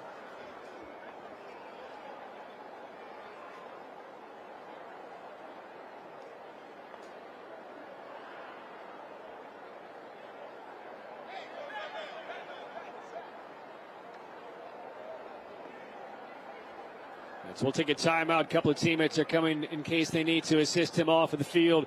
Quick timeout, 3rd and long, facing Grimsley when we come back. When it comes to delivering high quality, affordable health care, relationships matter. And after 90 years, Blue Cross North Carolina is proud of the relationships we've built with you. We're 5,000 neighbors, friends, and family committed to improving the health and well-being of everyone across this state. We're here for you, all of you. Hamrick's has something for everyone this season. Judy Blue Denim, 30% off. Select Alfred Dunner and Ruby Road Coordinates, $10. Our lowest prices of the season on men's Carhartt. Snuggies, $12. Speculation Mock Necks, $4.98. Ruby Horsepower or the Hurricane Spin Mop, $25. And Skechers, 40% off. Hamrick's, something for everyone. Harrison hobbled off of the field, and we will resume action as their top defensive end right now is getting some training attention. Grimsley football, opening drive, second half, 3rd and 17 after a holding penalty offset what would have been a first down run by quarterback Faison Brandon. Brandon roaming right, loading up, fires into double coverage, and it's intercepted by Rolesville at the 45-yard line. Returned up the sideline, inside the 30, tackled down to the 22-yard line. Just the second interception thrown all year by Brandon. And the Rolesville Rams, Marion Turner, not just with the pick, but the return over 30 yards.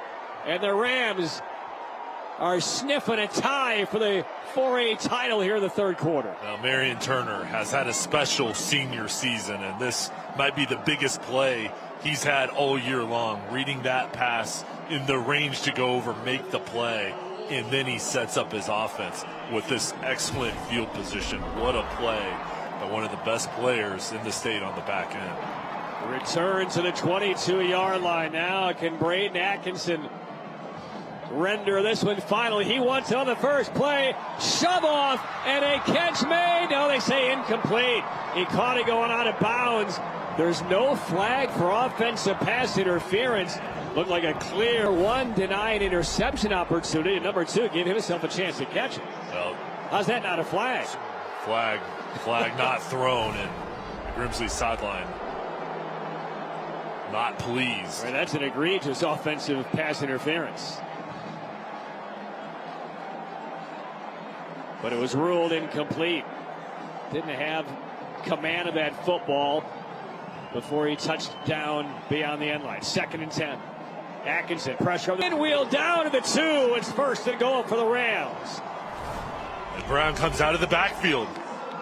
See him lined up next to Atkinson. Just a little route and peekaboo route right over the center, and then he finishes it off here to get to the 2-yard line.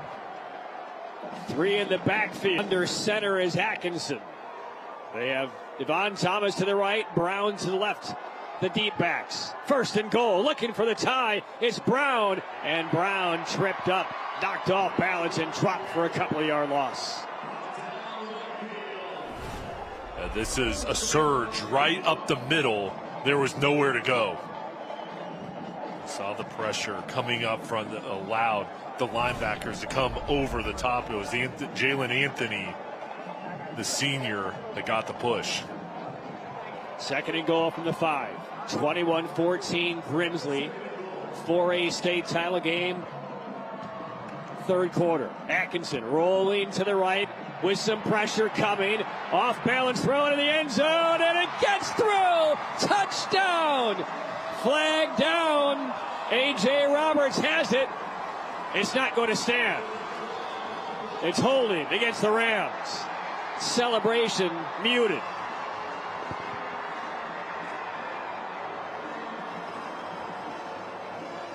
And the lead for the moment still belongs to the Whirlies. Personal foul. Face mask. Off. Repeat. That's a big one.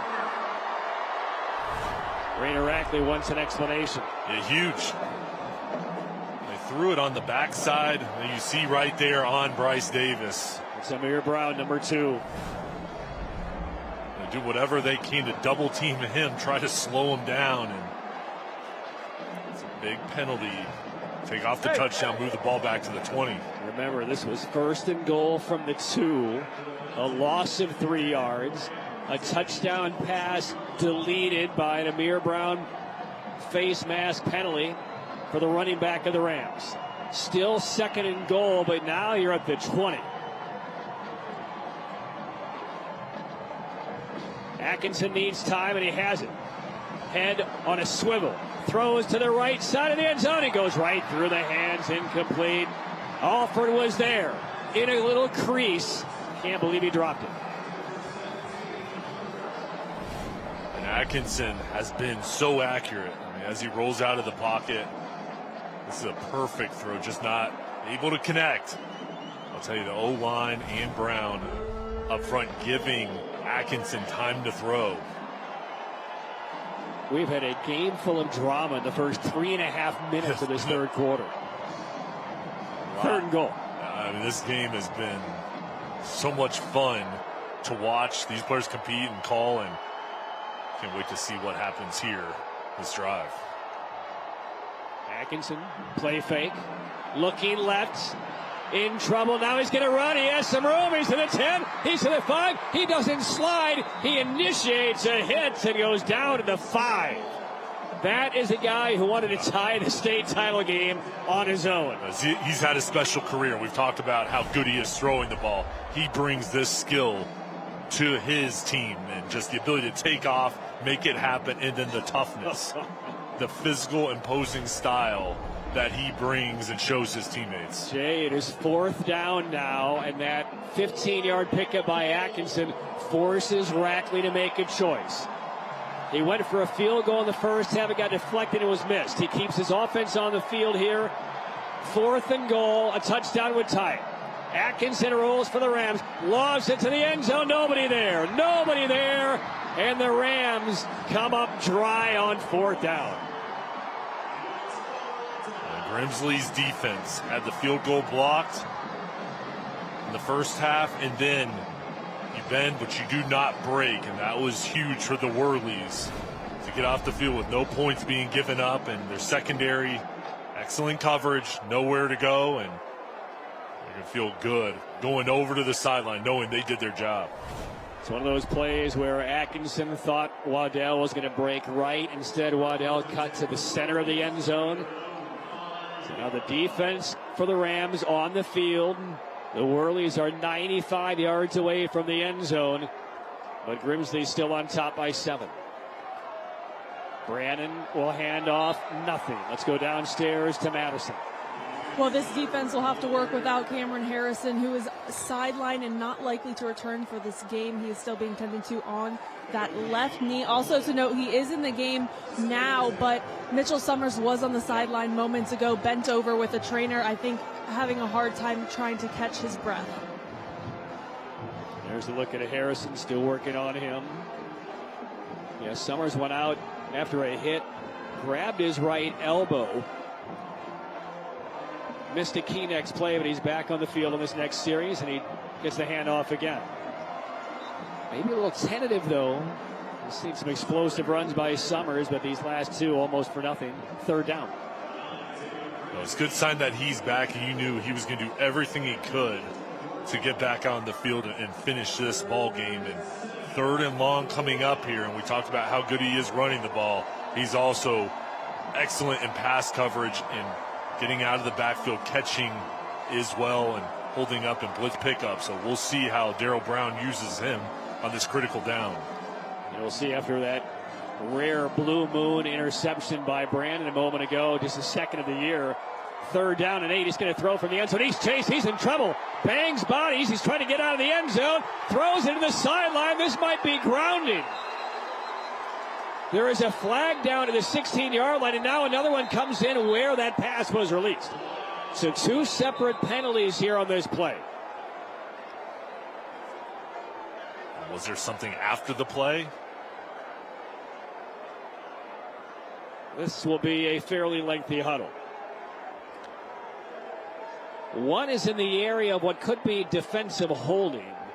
The other seemed to be in the area where Faison Brannon was trying to escape the end zone and throw it away and avoid a safety.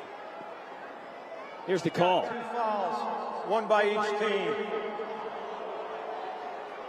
I got holding on the defense. I got a personal foul. Correct me.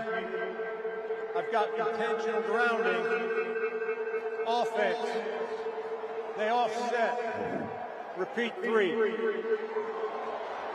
It's going to stay 3rd down. Offsetting penalties. It was intentional grounding, but would have been a safety had there not been defensive holding earlier in the play. This pass rush for Rolesville is starting to heat up.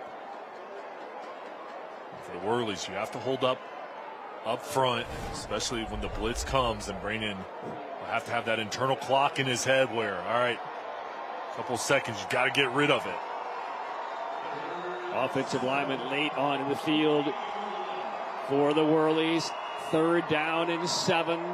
They need to reach the 15-yard line. Just a little bit of doubt creeping in the minds of the Whirlies. Brannon, some time now, and the pocket collapsing, and Brannon tosses it up for grabs. Caught and dropped. It's incomplete.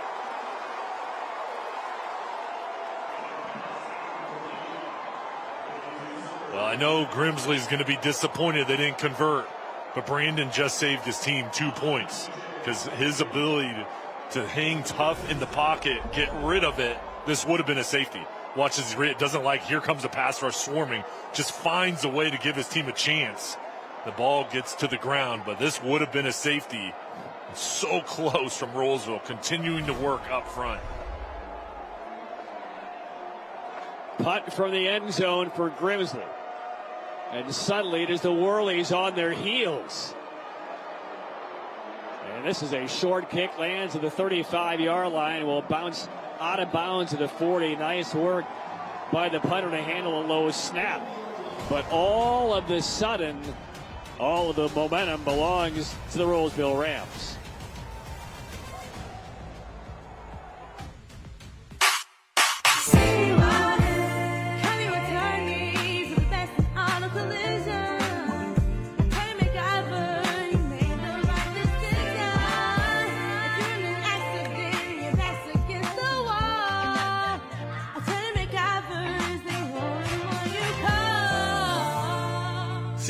NCHSAA.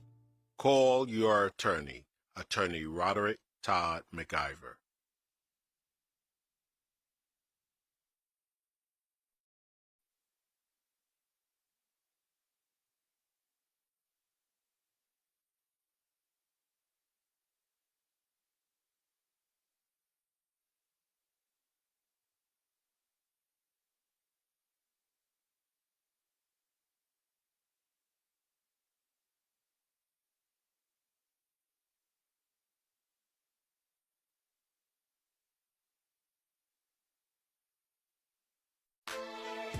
Coming up at the conclusion of tonight's 4A championship, Jay and I will be selecting the Tatum and Atkinson player of the game.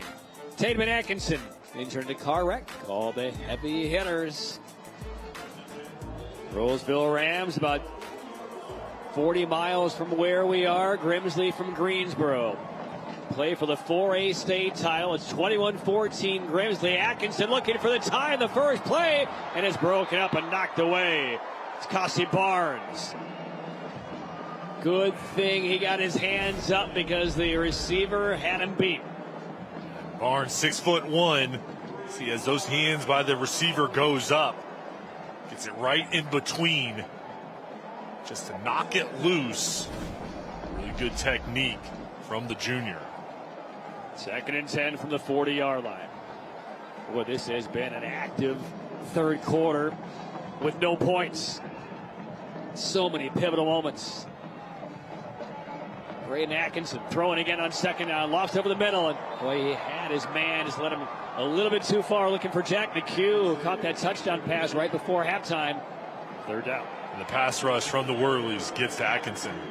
Hit as he threw it. Jaden Warlaw, defensive lineman, getting in the backfield. This field position for Rolesville, you see the hit, there's Warlaw.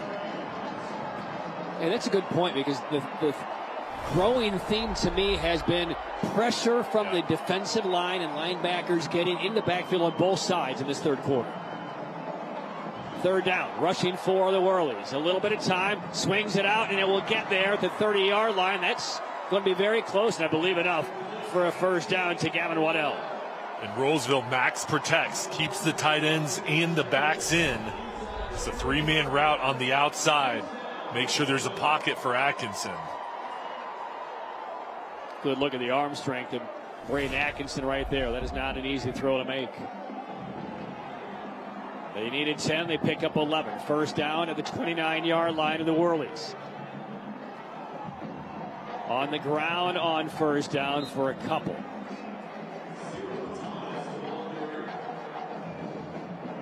For Rolesville, you've had success through the year. You have to continue to try to run the ball so you can have a balance and keep the defense on their heels. Vernier Rackley has so much trust in Devon Thomas, number 0, the back in the ball game, and we've seen Brown as well. Those two really do a nice job leading the way with the rushing attack. Some late pressure coming, weaving through. This one thrown to the middle of the end zone. Diving effort and incomplete. And then sliding into the standard that holds up the goalpost. Once again, looking for Waddell. On the outside, there's some fun matchups, and the wide receivers and defensive backs are battling. A lot of contact. You see, good thing Waddell's okay here as he slides into the goalpost. So close. I'm glad that was his shoulder, not his helmet. He showed some great closing speed attacking that pass, didn't he? I didn't think he was going to get his hands on it. He almost caught it. A big 3rd down coming up. Bryce Davis, the top of the defensive line, number 12. Watch McHugh, sets up on the right wing. 3rd and 9. Looks like a hold that is going to be called here. The pass thrown incomplete. It's a clear hold on the right there tackle. It is. Yeah, Bryce Davis. Number 12, Bryce Davis. Patrick, he is so flexible, gets low to release underneath the shoulder of the tackle. That's what forced the penalty. Couldn't contain him. 6'4", 255 with speed. Watch 12. Dips, gets low, and easy call from the official. Will push back the Rams to the 38-yard line. Still creates 3rd down and very long. They need about 19 yards here. And Rolesville has tried to double team him as much as possible. They're single blocked. It goes in favor of defense, but they've been trying to at least chip him on almost every play. They overload the right side with 3 receivers. And a timeout taken by Grimsley. 4:25 left, 3rd quarter. The chess pieces are moving around the board here, Jay. Scoreboard has not changed in this third quarter, but there have been a lot of things kind of happening underwater. And each team here, you're midway through the third quarter, and every play is critical in a state championship game. And the importance for Grimsley with that timeout, even though it's third and long, they use it to make sure, hey, there's no big plays given up. Let's make sure we're all good with the call here and give your defensive line, who's really been coming on strong, a break here to come out here and feel fresh on this third down. A reminder, stay tuned. At the end of tonight's championship, we will showcase the Carolina Ford dealers drive of the game. With Ford F-150 on your team, it's game on. See your Carolina Ford dealer today. You don't necessarily need all 19 on this play here, Jay. So if you're the offensive coordinator for the Rams, how are you chipping away, maybe getting 8, 9, 10 yards on this third down, knowing you're very likely going forward on fourth? I think you've got an underneath route as an option here, where you try to get something going vertical over the middle of the field where your receiver can catch it moving forward and just give yourself a chance on fourth down. Watch McHugh again on that right wing, and these kind of plays, he's been a target. Third and 19. Atkinson looks over the middle and led his wide receiver too far. Late flag, though, comes in. And this is likely going against Grimsley. As Adrian Silver Jr. haven't called his name really at all. Haven't seen him on the field very much at all. He was the target right there on 3rd and 19. Deep crossing route. He got tied up in the secondary.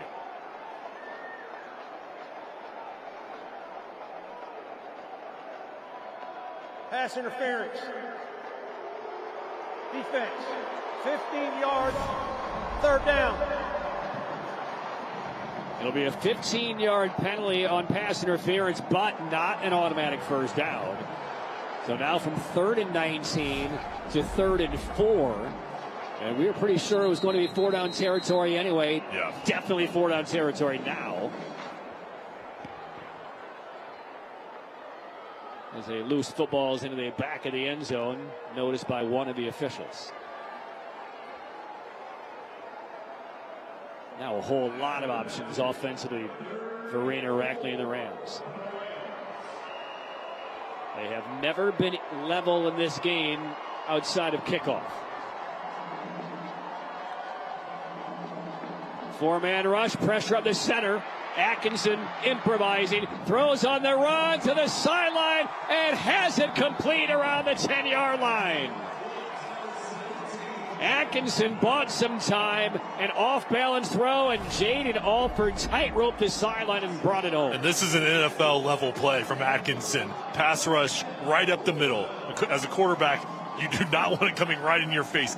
Gets outside, eludes it. You have Bryce Davis coming after you on the run. You got to throw it across the field, and you find your wide receiver for a big pickup. Second time we've really seen some across the field arm strength by Patrick. That was an amazing throw. 1st and goal from the 10. Atkinson will give off. This is Thomas. And Thomas dropped for a loss of 1. And I'll tell you what, Grimsley has been in this position, bending but not breaking. Darryl Brown's defense has had 2 drives inside the 10 that has resulted in 0 points for the Rams. So yes, they've got a drive going, but this is where this defense gets tough. And remember, one of those happened earlier in this half. 1st and goal from the 2 for the Rams. Not only no touchdown, no points. 2nd and goal. Atkinson a brief forward with Thomas in the backfield. Whirlies are coming with 5. Thomas tries to break through and runs through the defender and picks up about 4. He ran off the left side against Kyrie Milner. 3rd and goal. Rams still down by 7. And Joe Rigsby, the defensive coordinator, and Darryl Brown made the right call, bringing the pressure. They guessed right with the run, and Kyrie Milner cleaned it up. And another big one coming up to see if they can get that rush up the middle where they have had the pressure coming from the outside. That need that inside push from the D tackles. 1st and goal from the 10, a run. 2nd and goal from the 11, another run. 3rd and goal now from the 7. Atkinson will throw. Sideline, incomplete. Tight coverage, no chance to thread that one through for Alford. And it's 4th and goal, and you're down by 7. And the field goal kicking unit, Riley Daniels, summoned.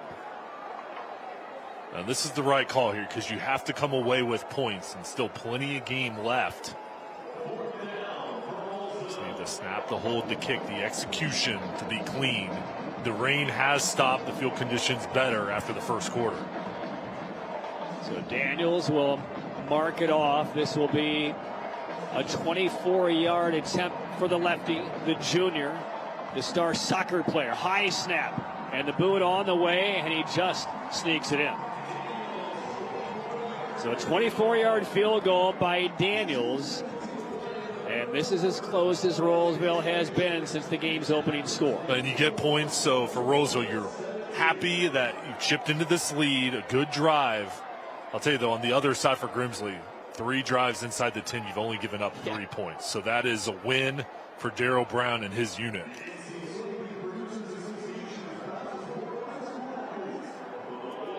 What we haven't seen a lot, though, really since about the waning stages of the second quarter, the offense for the Grimsley Whirlies has been sputtering, might be a little bit of a too high of an endorsement. And they haven't got the ground game going. And there hasn't been those big gains that they had in the first half. And that has limited the play-action pass opportunities over the top.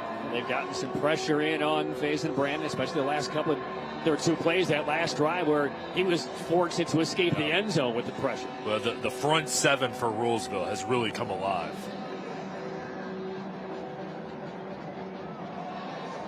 So Barnes and Battle are back to return for the Whirlies. And again, when the defense is doing a great job bending but not breaking, the offense is struggling. Special teams for Grimsley all year has been one of their leading units, and they could use a big play here. And this will be returnable from the 4 on the Rowan Law kickoff to the 20 and a little bit beyond that for Battle. So the offensive line comes back onto the field for the Whirlies. Injured Worley on that kickoff.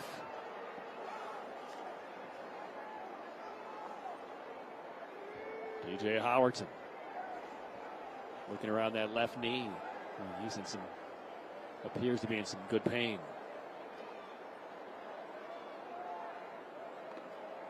And Jay, you were talking about his year and his future as kind of the next man up on that tight end spot. And he had the game-winning touchdown catch against Huff, and he is next in line.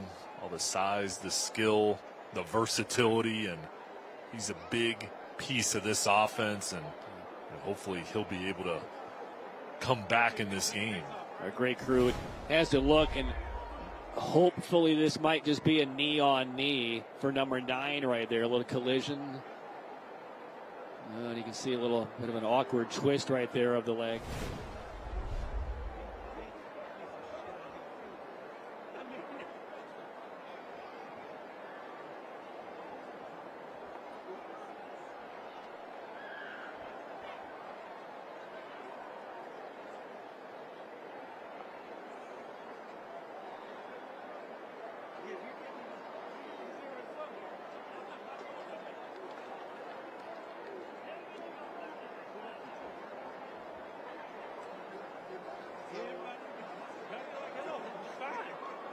This is a moment where there's conflict between injury and the magnitude of the game, right? You never want to leave the game, but if it's a state championship game and you have any opportunity to come back, you want to. And a very good sign as Howerton kind of almost sprinted off of the field after he was being checked out. So the helmet is on. That's a bright spot for Grimsley. Good to see. McIver Law Firm scoring summary from that last drive. Look at that, 11 plays for 16 yards, netting the field goal by Daniels. That was a wood-chipping drive, and the defense for the Whirlies held up. Still the lead, 21-17. So first down for Faison Brandon. Quick pass, left flat, juggling. Caught by the man who juggled and lost it to his teammates. That's battle on the spot after his teammate juggled it through the air, and it looked like it was about to be incomplete. A strong throw from Brandon. The ball just ricochets into the hands of Battle. Did it hit the ground, though, Jay? Close. They're showing a replay up on the big LED video boards here at Keenan. Well, it looks like he caught it before he did. The play's going to stand, but still excellent work for Battle. Rolesville fans booing vociferously. Call stands out in the 42. Summers, again, head down, picks up 3. We'll take one more look and see if the ball kissed the grass or the fingertips got beneath it. What do you think? That's on the ground, isn't it? It's close. And they show that the ball. The live game is being shown, those replays on the end zone scoreboards. That's why you're hearing the boos from the Rolesville fans. 2nd and 7. Nearing 1 minute for the third in the 4A title game. Summers, only a couple. The defensive line has done a nice job keying on him since that opening drive when he was breaking off big run after big run. And he's in pain going over the sideline. You can see that shoulder, the arm, that right side is affecting Summers. So tough playing through it. So Micah Williams is once again in to replace him. There's a look at Mitchell Summers. He's rushed for over 120 yards, but he is, again, trying to fight through some serious injury and pain in this title game. 3rd and 5. Rams show pressure. Now they pull back. Brandon, time. Loads up. Throws for Cato. A leaping effort. And in a double team, it is complete. How did Cato grab it? He got smoked on a hit. Held on the football. High pointing it. Big first down for Grimsley. One of the best catches of the season. When your team needs it, you got to come through. Cato does it for Grimsley. Through the coverage, multiple guys going for that ball, and what a play, and he is hurt as well. And that is Cato. Once he landed and caught it, he immediately kind of tapped his chest, sprinted toward his sideline all the way across the other side of the field, didn't make it. And you can see him now with the athletic training staff for the Whirlies. I don't know if the wind got knocked out of him when he landed at the back end of that catch. But he's now up, and he's not going to be up for long, is he? He just outwilled the 2 defenders here. 3 catches on the night, and it's the fighting for the ball, competing for it. So there's the catch, and right there is the tap on the chest. As soon as he secured it, he knew something wasn't right. He's just trying to get to the sideline. It's a tough player. Yeah.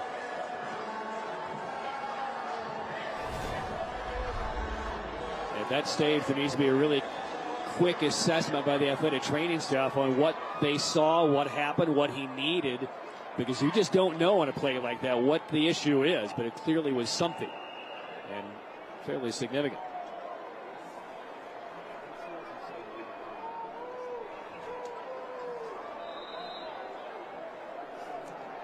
And the clock for the third quarter will wind out. You want to talk about players for Grimsley and Rolesville who want nothing more than a state title. That third quarter we just witnessed told you every chapter of the novel. But there's one more sequel to come. Fourth quarter on the way. Grimsley leading Rolesville by 4. 1 quarter left for the 4A championship. Keys, and it's a killer. There's really no excuse for drunk driving. If you've been injured by a drunk driver, bring your case to us. We're attorneys Tatum and Atkinson, the heavy hitters. And we hit drunk drivers hard. Want it under law 0804.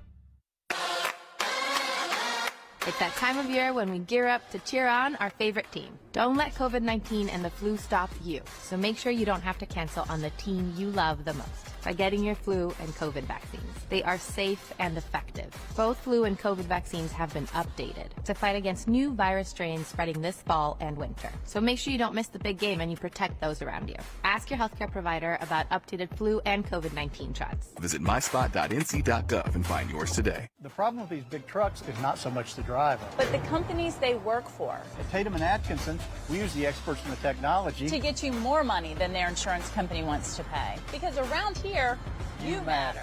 1-800-LAW-0804.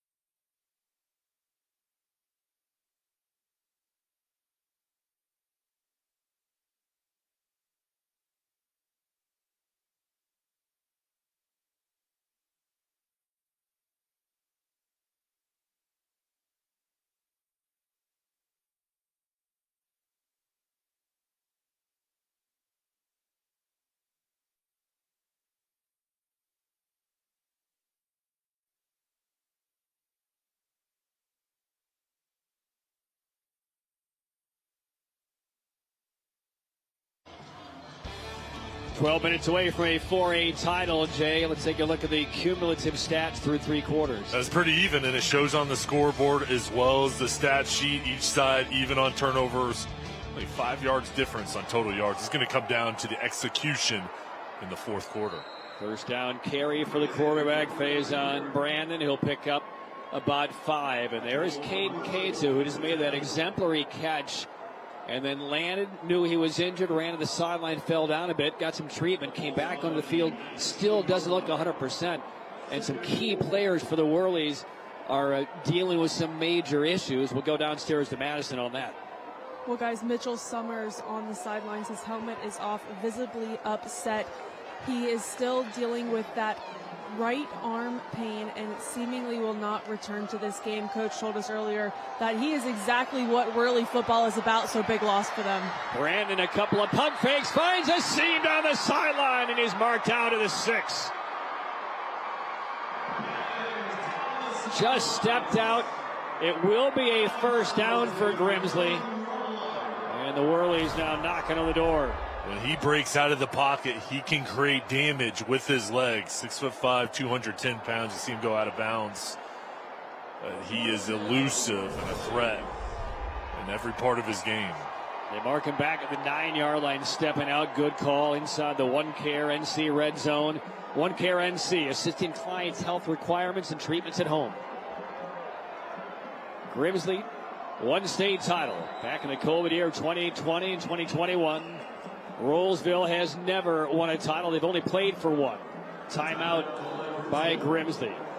Early state is fourth quarter. Whirly's up 4 and inside the 10 with a 1st and goal when we return to Chapel Hill. It's final day. What do we got? Big inventory, big deals, and a big grand finale final days finish. Ford SUVs. Bring it, Mother Nature! The Built Wild Bronco family. Goat mode goes over any type of terrain. She knows. F-Series, best-selling truck for 47 years. Final days. Exciting. Hurry. Get 1.9% for 60 months plus $93.92 in total savings on a 2024 Ford F-150 hybrid.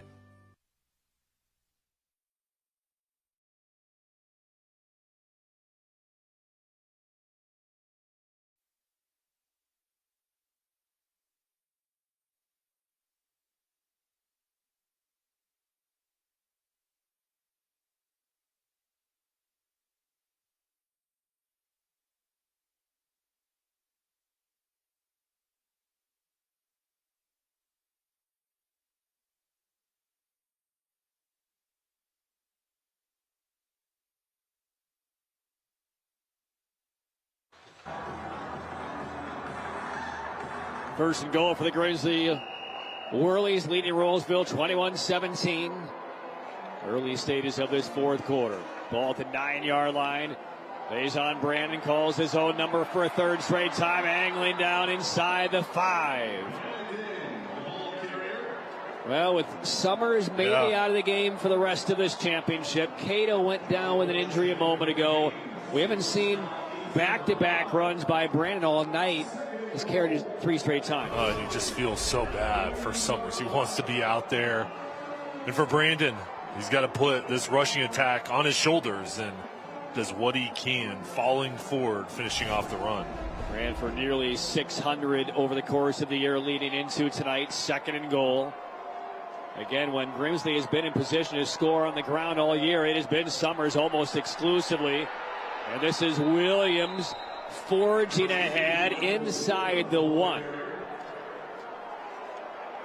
And up front for the Whirlies, Nick Kashabara, TJ Bunch, Brock Weston, Neil Johnson, Makai Norwood. Darryl Brown talked about that group, how they played so well throughout the year, and how tonight was going to come down to line play. The O-line and the D-line versus your opponent. This is a big spot up front for this group. From the 1. 3rd and goal. The lead is 4 for Grimsley. Brandon keeps, dives, and scores for the Whirlies.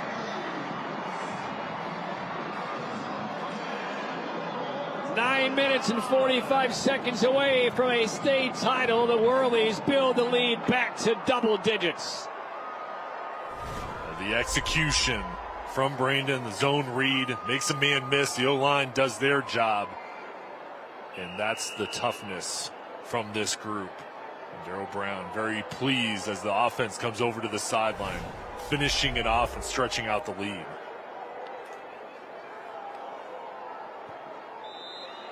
(28-17) Grimsley. And with Summers, who has 46 rushing touchdowns this year, on the sideline with a towel covering his eyes in pain and in despair. It was Faison Brandon, 4 carries out of the last 5 plays for the arguably #1 high school football collegiate prospect in the 2026 class. Here's a scoring summary. 9 plays capped off by Brandon. It was an efficient drive with the 9 plays. They mixed in the run and the pass, especially inside the 20. They relied on the ground game to get them across the goal line. For Rolesville, Rennie Rackley, all right, down 11, still have plenty of time. Your offense has shown a lot with the big plays through the air. So for them, all right, it's time to go to work, and you got confidence that your offense can move the ball quickly.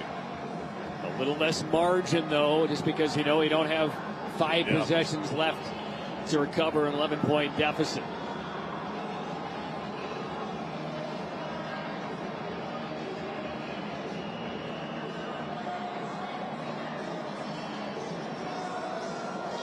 Joe Mansell will kick off here for the Grimsley Whirlies. Rowan Law, we fight and have the verdicts to prove it. Retrieved to the 5-yard line. Rams scrambling on this return, and a punishing hit around the 21. Big hit made by Cassius Bostic. So Turner's return officially to the 21-yard line. That's where Braden Atkinson and the Rams will start with 9:37 on the clock and 3 timeouts.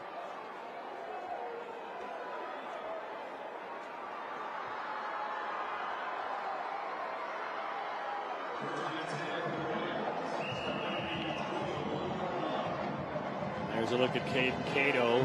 No helmet for him either after that big reception he made where he tried to run off the field. First down carry for Brown, about 5, maybe 6. Key injuries on their side. And for these guys that have had special years, you know how bad they want to be out on the field. And for Summers, he's a senior. Cato is a junior. Atkinson on second down, swings it to the outside. Nice move by Alford after the catch. Wrestled down around the 43.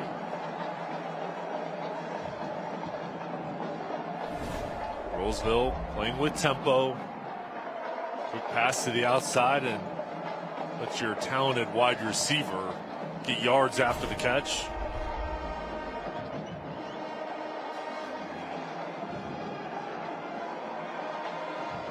Felt like the clock hasn't really moved at all in the second half. But right now, the Whirlies just content to keep everything in front of them and force Rolesville to burn up a lot of plays and some clock along the way. Trouble here for Atkinson. He's brought down, sacked a couple of times in the first half. It's kind of a coverage sack. The capstone by Jalen Anthony, number 90. The defense has had the most success when there's been pressure up front. You see the pocket just collapse and Anthony finishes it off, and not only do you get the sack, but now it slows down the pace for Rolesville. Loss of 4 on that sack, second down. Atkinson goes to the sideline. I saw by Alford to come back now, and he almost lost it as he was being spun forward. Did maintain control, and he's very close to a first down. I think he's a little bit short. There's max protection on Bryce Davis. There's Brown and McHugh, two guys trying to slow him down, and they're respecting the pass rush of the D-line. It is 3rd and short. Under 8 minutes now in regulation. 11-point lead for Grimsley. Officials converging gives E.J. Davis an opportunity to come on in the field for Grimsley. Wouldn't be surprised if this is a run on 3rd and short. Samir Brown lined up behind Atkinson. Clock is still stopped, and the officials, 3 of them anyway, are getting together one more time. And now we will get an officials stoppage of the clock. I don't know if this is a game clock issue, a ball spotting issue. See Carl Berger going over to the official on the far side of the field, who basically was responsible for lining up where that football was placed. And now he's relaying whatever the issue is to Darryl Brown. Jay, what do you think? I'll tell you what, I'm not sure on this one. I don't know if we're going to get any explanation either, are we? It looks like they're going over to both sidelines. Rainier Rackley's getting the word, and looks like we're no adjustments. Back to play. Nothing clockwise. They didn't move the football. 3rd down and 1. And away we go again. Atkinson will give it off. And this is Brown, and Brown hustles straight ahead. Down inside the 40-yard line. And that will be plenty for a first down. And now Brown a little slow to get it.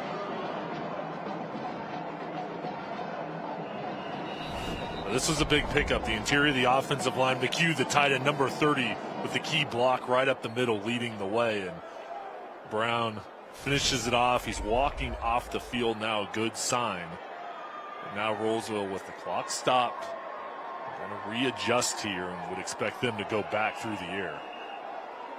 I think it was that second hit from the outside of the right. Sub 50% when he's averaged 70% completion percentage over the course of the year. First down. Deep down the middle and through the hands, incomplete. A.J. Roberts in stride. That's a touchdown if he brings it home. Atkinson has been throwing the ball deep tonight. There's been a couple that could have been caught, and this one they wanted. And I'll tell you, the Whirlies, though, in position for a potential hit there, and defender trailing, the safety coming over the top. I think right off of that release, Atkinson thought that was where it needed to be.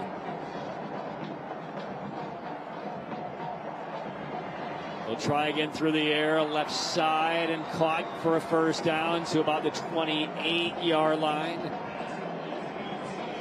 That's Waddell with another reception. I mean, he has such a strong arm. He's thrown this across the field. Watch the double team on Bryce Davis, McHugh and Brown. Again, that is a difficult throw. He gets it there, perfect accuracy and on time. From the 28, new set of downs. Rolesville down 11, pressure from the blind side. Atkinson feels it, cuts around the man and can't quite escape. Kyron Milner, the tackle on Atkinson. Coming up on 6.5 minutes for the fourth quarter. But this is the kind of drive that Grimsley, you didn't necessarily want to yield it, but this is the type of drive you're willing to accept. A lot of plays, a lot of time off the clock. Keep the ball in front. Second down. Throw into the front pylon. Some contact, some jousting, but no penalty. Incomplete. Well, and on the outside, the wide receivers and defensive backs, physical. The referees are letting them play. This is a state championship game. That's what you want. You just want an opportunity to kind of know how it's going to be called and then be competitive. And 3rd and 9 coming up. Of course, you need a touchdown on this drive. The biggest thing is you have to have points and at least make it a one-score game. Yeah, the other thing to keep in mind, Riley Daniels, we talked a lot about his long range and big leg. A field goal would still give you an opportunity with a touchdown and 2. But right now it's about a 44-yarder. 3rd down. Pressure from the back and another sack for Grimsley. Jaden Wardlow takes down Atkinson. It's 4th down, and now they're back at the 35-yard line. Wardlaw is relentless. Number 8 just keeps working, keeps going, gets low underneath the tackle. See on the left side of the screen, there he is, then just flashes. And now Rolesville will have to go for it here. And what a play. Such a timely sack by Warlow because that factors the left leg of Riley Daniels out of the equation. So the Rams will now be forced to go. They will call a timeout. If they're considering a field goal try, this would be 52 yards and you would have to make it. So a decision here for the Rams. They need to pick off their best 4th down and long play because their season hangs in the balance.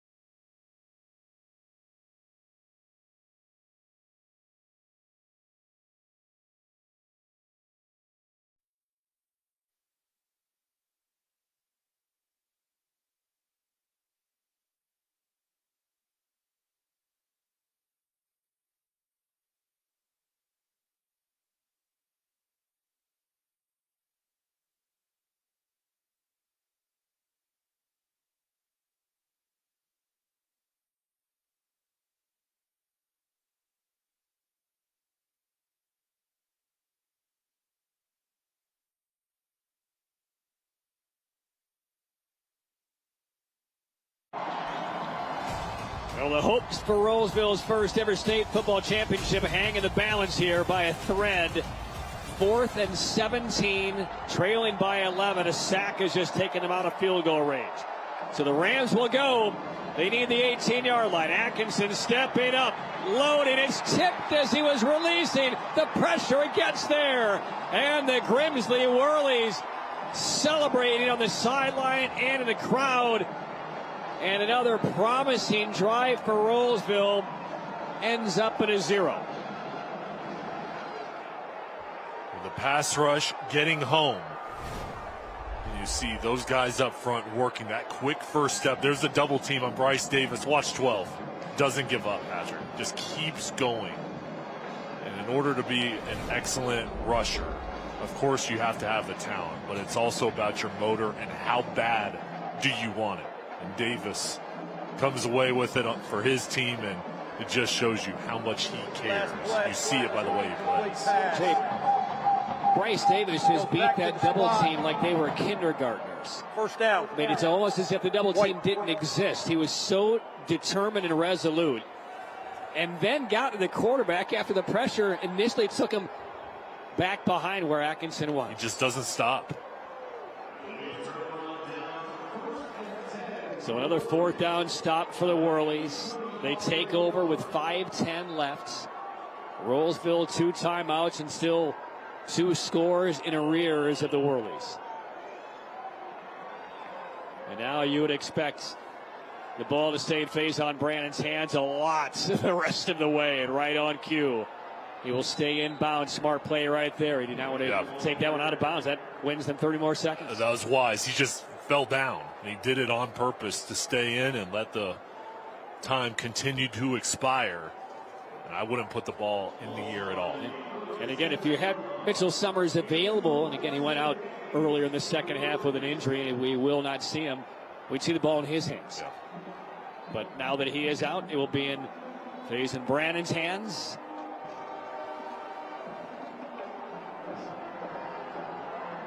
Micah Williams sets to his right. And now Brannon looking to throw. He will throw. High arcing pass, and what a grab brought in by Hudson Cooper. Spins away, sprints to the Carolina end zone, and there's the punctuation of a state title, soon to be on the way to Greensboro.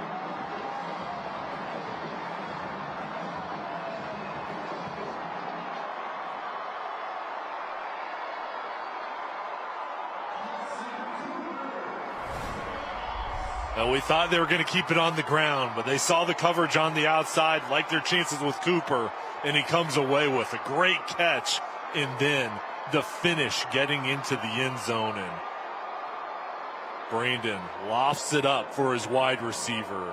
Accurate, hit him right in stride, and that was a big play call to throw it, and then they executed to make it happen and stretch out this lead, 18 points.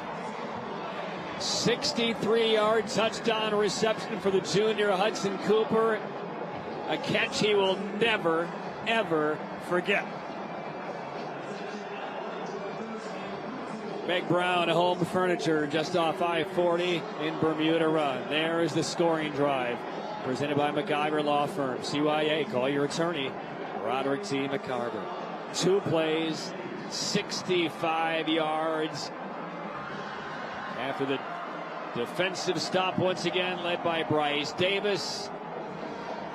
And Hudson Cooper with his 6th touchdown reception of the year. Jay, coming into this game, he had 14 catches for almost 500 yards. Every time he catches the football, it's a play like that for the Whirlies. He's averaging about 33 yards a reception. More than double of what Cato, their top target, averages. So he is as big of a big play receiver as the Whirlies can offer. He had a huge ball game against Rolesville earlier on in the season, over 200 yards in that ball game. He was out with some injuries. He's back, and what a time to score here at Kenan Stadium. But in that ball game, he was kind of the mismatch at Rolesville, and now here tonight, one-on-one on the outside, and he wins. In about 60 years' time, he's going to be in a rocking chair on his front porch talking to his grandkids about the catch that he made in the 4A state title game for the Grimsley Whirlies. And the fans are going to remember that one for a long time as well.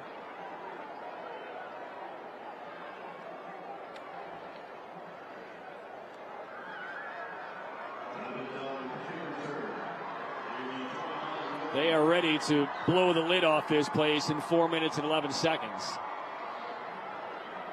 Rams down 18. You know, the players, the coaching staff calculating their heads. How do we get 18 points back in 4 minutes? The odds are not forever in their favor, but they will not quit until the officials say the game's over. Atkinson needs to make it happen quickly. He's trying to deep into triple coverage. It's intercepted by Grimsley. And the Whirlies, Ryan DeBow racing to space.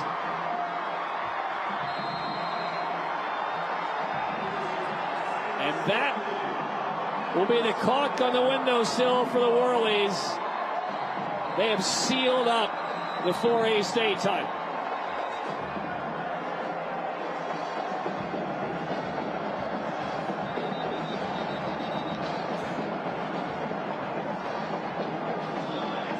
And what a game Debo has had. Flag down at around the 45-yard line. I think this is for excessive celebration on Grimsley because 50 of their players were on the field of play celebrating not just the pick, but the imminent state title. And there you see the turnover chain for the Whirlies. Proudly around the neck of Ryan Debo.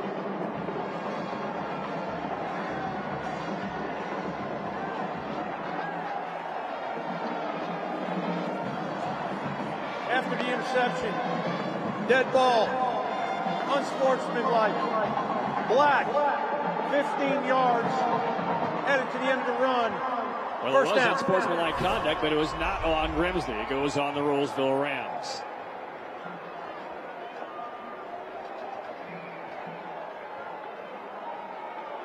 All that was a hopeful heave when you're down by 18 in the waning minutes of the fourth quarter for the state title. And you have to be aggressive. And Debo, you're right, though, with the interception. He's been all over the field making plays and run support, too. He's been a valuable piece of this defense. 7 tackles, second pick of the game.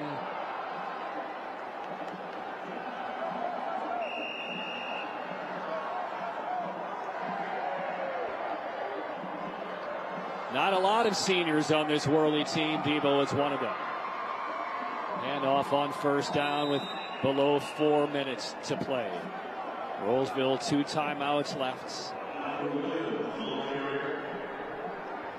I'd be surprised if the Rams use any.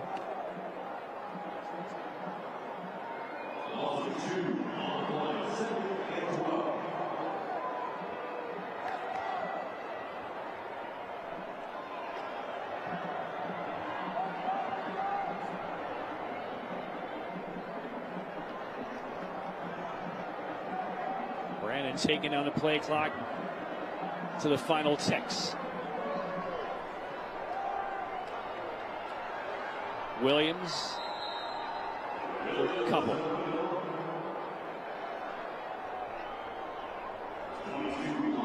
And Jay, this is where these games, at these moments, in these championships, you get to the final moments, it settles in. The reality of the win, the reality of the loss. And this is where coaching comes to a different level, to remind your players all of that they have accomplished. And that's going to be hard to hear for the Rolesville Rams. But they knew the task was going to be tall. They saw this Grimsley squad in week 2.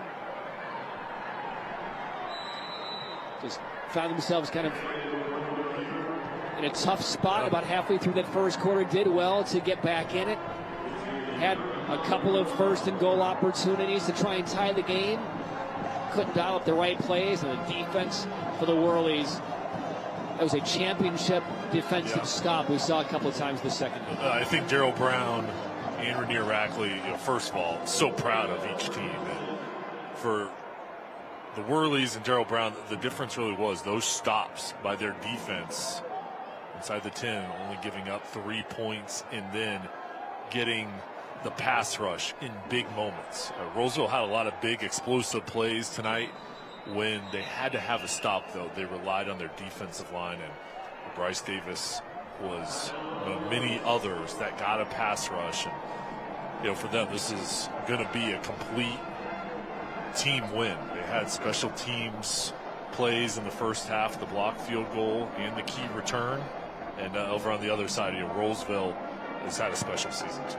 1:41 left in the fourth quarter. Grimsley calls time right before the play clock winds down. Now let's get to our drive of the game, brought to you by the Carolina Ford dealers. And here it is, Jay. 9 plays, 79 yards, capped off by the Mason Brandon 1-yard touchdown run. This is what made the game an 11-point lead, and that Keto catch was huge, and it started off, with that ball ricocheting, and then here Brandon using his legs with Summers out, said, all right, I'm going to take it myself. Back-to-back runs, finishes it off in the end zone, and the offensive line getting the push up front, and that was the drive that really made it difficult for Rolesville, put the pressure on them and forced them to be aggressive throwing the ball. And that drive, though, when they had to have it, they got it, and they relied on their passing game and their running game, just the balance that they played with throughout the year. And that, ironically, would be the last moment of visibility for Caden Cato. And what an exit he made after that catch. The injury at the end of that catch forced him out for the rest of the night, but man, oh man, was that a big one. Some extracurriculars here on 4th down, where the Grimsley Whirlies are just conceding here, and the Rolesville Rams seem to make a hard last tackle. I think it was on Faison Brannon, and the Whirlies unhappy with that because they have been slow walking this one to the end here over the last few plays, taking umbrage with what they may have seen.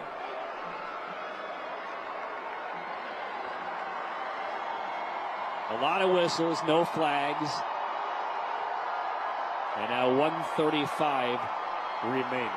Now let's get to our Tatum and Atkinson player of the game. Brought to you by Tatum and Atkinson. Injured in a car wreck. Call the heavy hitters. A lot of options. And it is going to be awarded to Grimsley's Bryce Davis, who was all over the field as the unstoppable defensive end. I'm just impressed with how hard he plays in the production that he brings to any game he plays, sacking the quarterback, affecting the pocket. And there you see his teammates, how they love the passion that he plays with, and really is a leader for this whole program. And he'll be enrolling at Duke in January, and he's going to be a star at the college level. I mean, he made some big plays, and then he made his best and most elite plays when the game was on the line. That's what the Stars do. And a sack of Atkinson, and there he is one more time. One more time, why not? He likes playing on this field. He'll be playing a lot on this field against the Tar Heels. He will be. And I wonder if Bill Belichick is watching from his new office here at Kenan.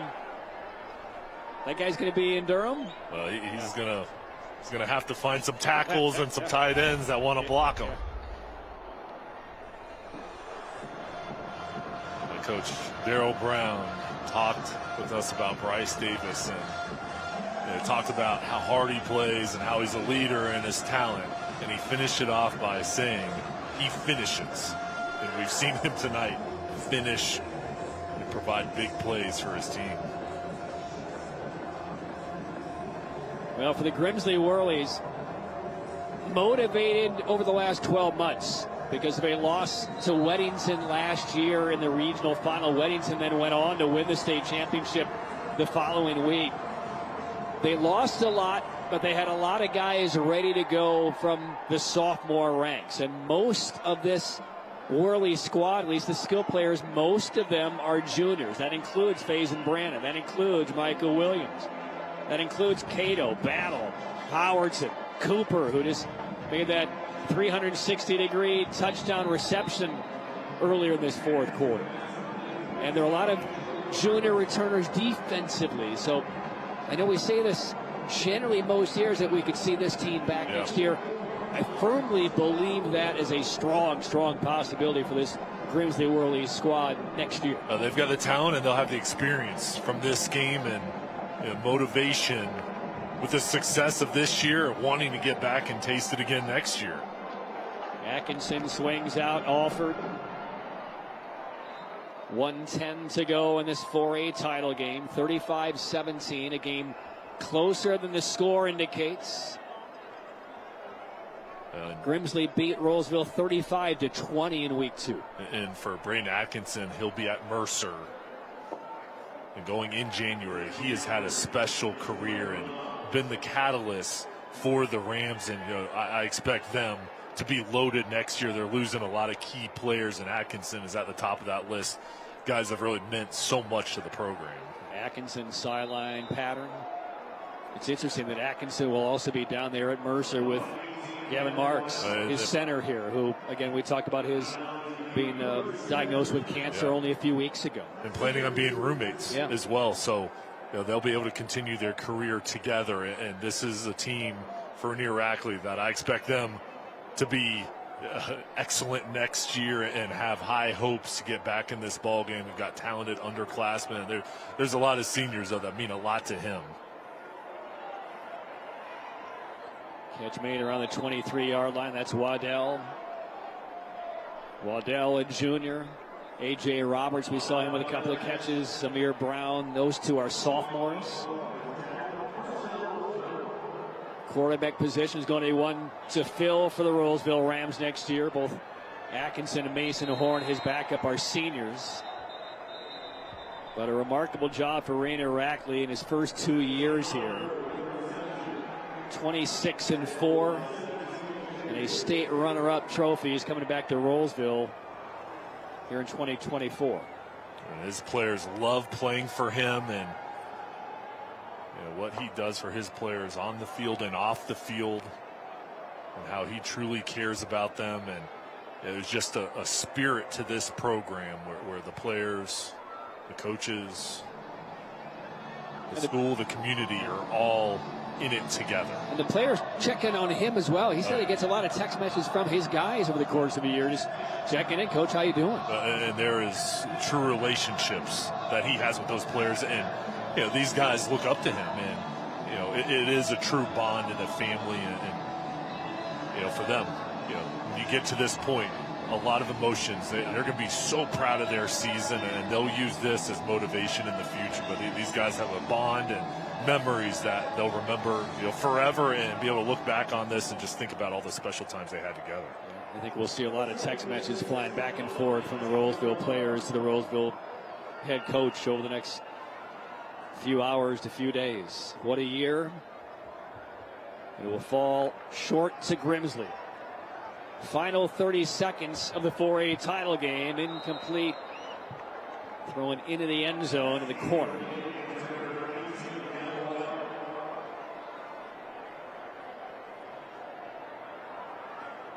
Atkinson showed so much toughness tonight, and over 200 yards. Talk about his career, his leadership, what he's meant. He's just a special player in person. I mean, he's going to be just short of 4,000 passing yards this year. Pressure from the backside one more time, and down he goes.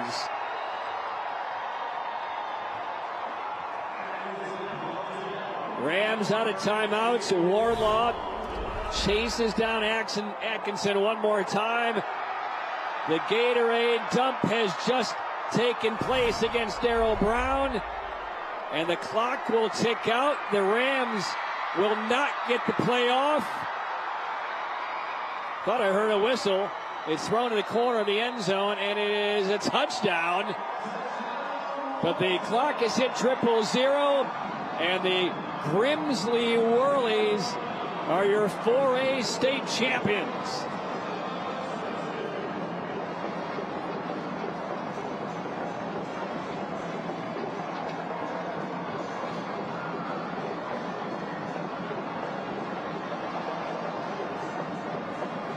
But with the touchdown here today, they're going to allow the extra point try here by Riley Daniels. For Rolesville, just playing through it, you score, you finish this ball game off the right way for this offense. And there's Atkinson just fighting through the pressure. Keep your eyes up. Nice throw to the outside. Or for your last high school pass, pretty good. So over to Gavin Waddell. And I didn't think they got the playoff, to be honest.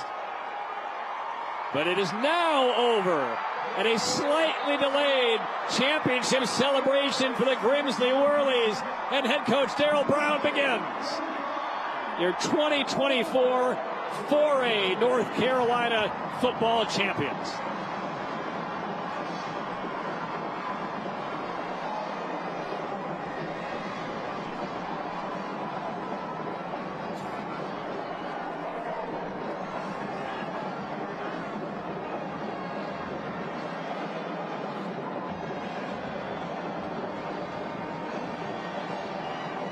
Patrick, cap off an undefeated season. You see Darryl Brown, Rainier Rackley, the respect they had. They talked with us this week about how much they look at each program and say, hey, they're doing it the right way. They respect each other. And you see the embrace there by the two coaches who have had special seasons. And for Grimsley, congratulations. This was a tough game. Went through the playoffs, and you had adversity, and they found a way each time to come through. And I know Darryl Brown, what a job he has done to get his team the state championship trophy. And this is a group that showed it all tonight, Patrick, how hard they played, their execution, fighting through adversity. This was a fun game to call. This is now a machine, a high school football machine. I mean, you put it on the ranks of Independence, of Tarboro, 78-4 in their last 82 games.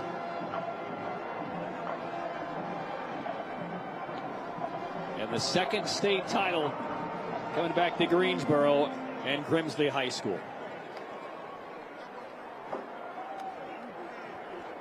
Enormous state title game. He was huge tonight. You could see the coaches talking to him, everybody coming over to him because they know what type of player he is. I mean, there are so many elite high school and soon to be, as you mentioned, the open major college players, NFL players on this field. I don't know that anybody was better to me on the field today of all of these great players than number 12 right there, Bryce Davis. And they turn off the lights here for the celebration, but you're right. So many players that we'll see playing on Saturdays in college, and I truly believe, you look at the talent out there, there's going to be guys that have NFL futures coming up in the next few years. All right, so let's go downstairs to Madison, who has the championship head coach of the Grimsley Whirlies, Darryl Brown. All right, Coach, the Grimsley Whirlies 4A state champions. What does that sound like to you? I'm just super proud of our guys. I mean, man, what a tough game. And had a lot of guys that got banged up through the course of that thing, and they just showed the grit and toughness and everything that we believe in. And couldn't be more proud of them. And you talked a lot throughout the season about the togetherness of this team. How does this win demonstrate that? Well, you saw it. It was different people all the time. To me, the best running back in the state, Mitchell Summers, goes down, and our guys just find a way, and just says a lot just about their heart, their character, their belief, who they are as people. And we talk all the time that as a team, we don't feel like anybody's any better, and our guys showed that togetherness tonight. Well, you guys, the best in the state, what does this group of seniors mean to you, and what does it mean to be able to do this with them? Well, I mean, we got a special group of seniors. I'm super proud of them. A lot of them guys waited their turn and just continued to work, and they wanted to kind of show everybody who they were, and I think they did that tonight. Well, congratulations, Coach. I appreciate it. Back to you guys. All right, it is a championship Chapel Hill night for the Grimsley Whirlies. Grimsley defeating the Rolesville Rams to win the 4A state title. Trophy presentation from Kenan Stadium next.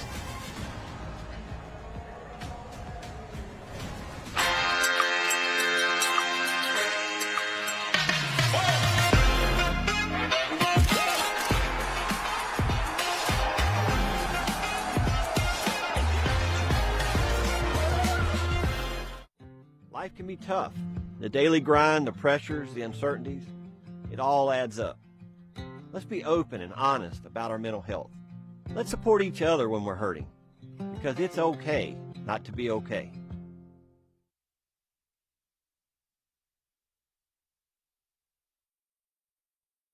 For sure.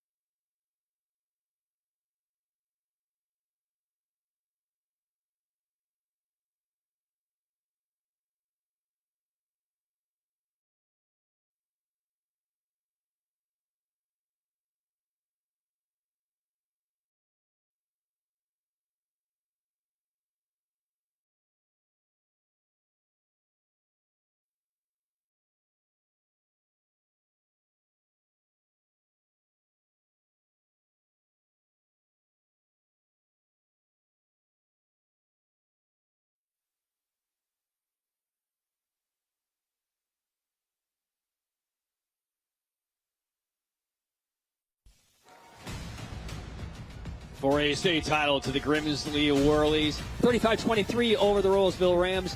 And the state trophy presentation ceremony has just begun. The Commissioner, Q Tucker, with the runner-up trophy to the Rolesville Rams. Let's join them down at midfield.